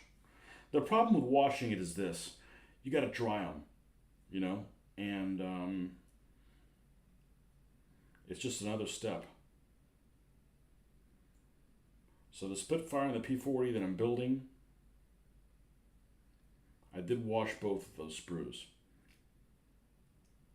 but I've never washed the sprue of anything else.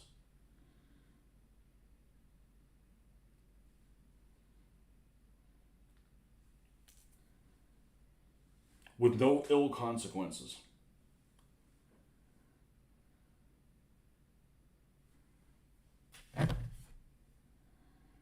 You can always find ways to make your slow ass routine take even longer.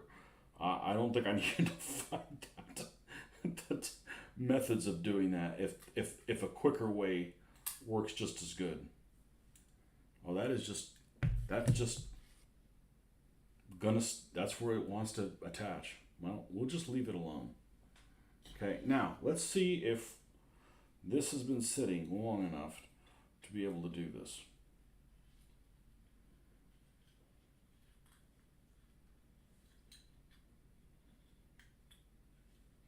I remember as a kid, I hated building aircraft. They wanted you to um, paint the freaking cockpit first. You're a kid. You don't give a shit about a cockpit, right? You didn't build the freaking plane to build a cockpit.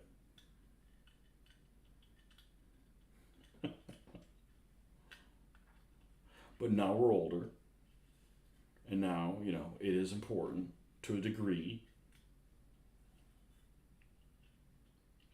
what it looks like. So we painted it as we went.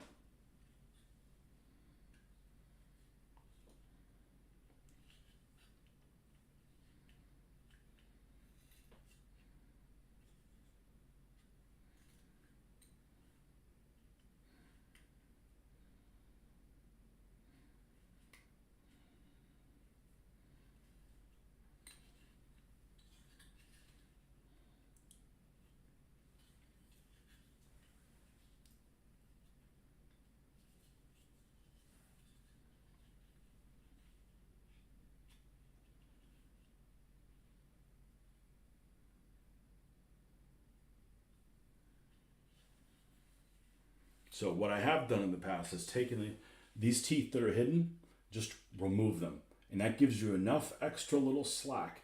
You can slide it on and off. So this gets one chance to not break, and then we will go to that. And yeah, the track would normally have more slack than it's evident here, but it's a freaking toy, okay? It's, don't overthink it.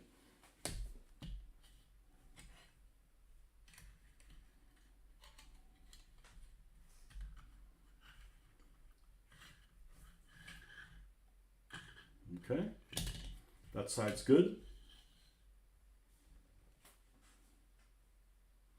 If you apply paint, supposedly paint comes off easier on plastic. Somebody was telling me that if you plan on priming it, it doesn't matter. I plan on priming it. I wash that anyways, so. We'll see. It didn't really take any effort. It's just the first model I've done kind of correctly. So,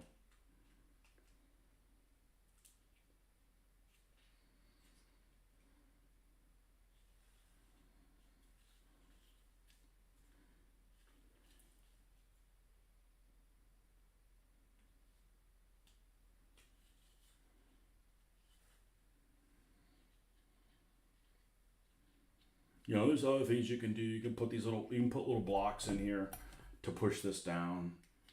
You can't see it, you know. I don't plan on putting. I like separate link track personally. You don't have that issue, but I didn't get to design it. Okay.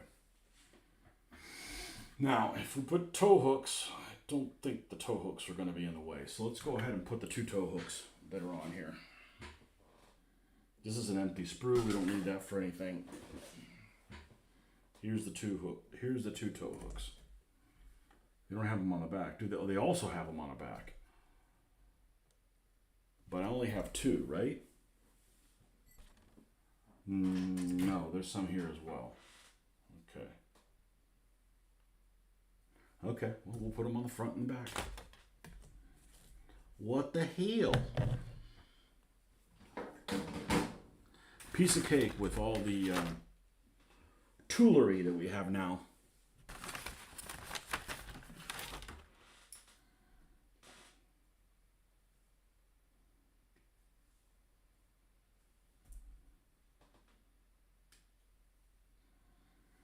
And then we can get rid of this.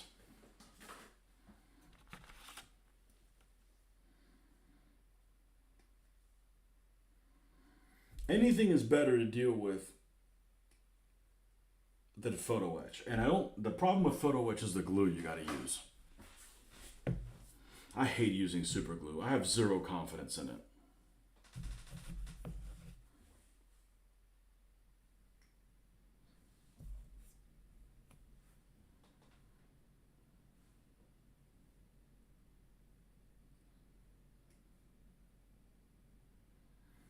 I went to the model meeting and like, man, how do you glue these photo etch things? Oh, I use white glue. Like, really? No. I mean, my stuff's going to get some handling.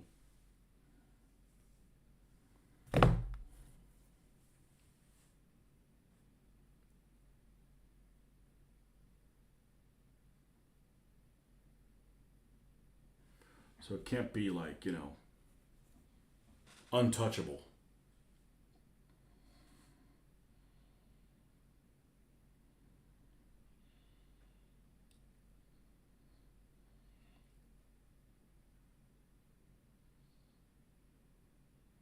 Again, the only reason I've got a beast this late is because they had this at Noble Night. It's your store, Doug. Noble Night.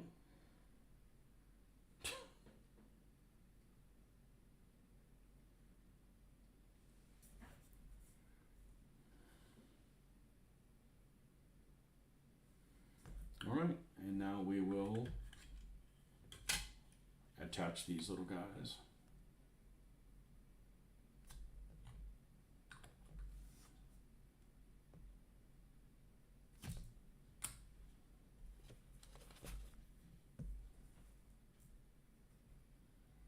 The tweezer just makes it so that you're not likely to grab this with your fingers and leave a fingerprint.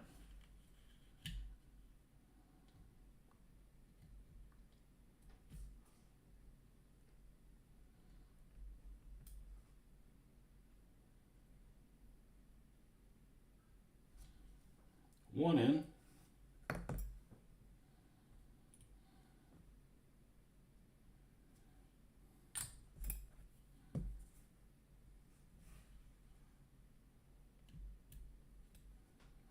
I mean, I used to not even prime stuff. That was a long time ago, though. I've been priming for a while. Yep, they're in Wisconsin. They got a YouTube video of a walk around in their store. It's pretty freaking impressive.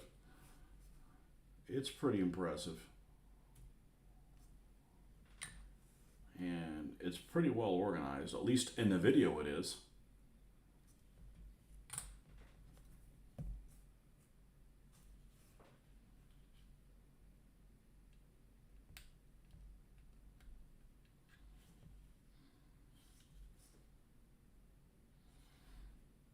Okay. And then same thing here.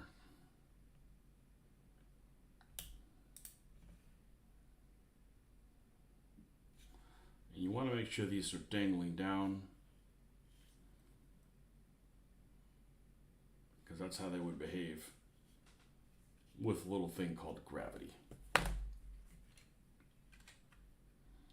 Okay, and this guy is ready to go.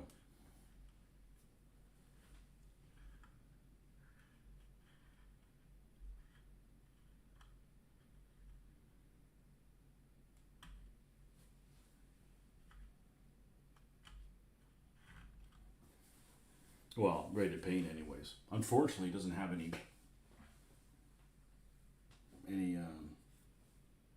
hatches open, but yeah, it is what it is. We're probably going to paint this in a really late war paint scheme. Something like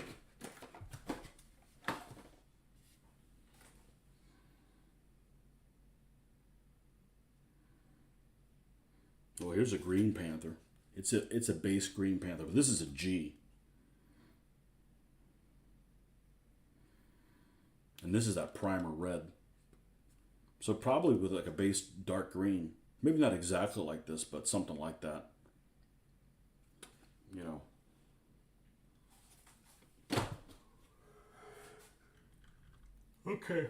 Well, it's 9:15. We got this thing done. We're going to see how this additional track looks. We need to attach that to the King Tiger. These King Tiger models are just pitiful. But I think they'll be okay. I think when we're done with them, they'll be just fine. But we need some TLC with them for sure to give them some interest. There's a store in New Jersey called On Military Manners. Oh yeah, they're awesome. They're awesome. Oh, that place is great. I bought lots of things from them online. Yeah, they basically have, if they have a storefront, you can spend a freaking lifetime in there just looking through stuff. Okay, folks, thanks for stopping by. We'll see you guys on the next one where we'll put some paint on these guys. But we need to finish the this tiger. Like I said, this plastic doesn't stick at all, so we're probably going to have to use epoxy to epoxy these little pieces of track to it. And we'll do a before and after and see if this is this works out just fine. But here we've got the molds with the extra track. I like the way that the with the green stuff worked better than the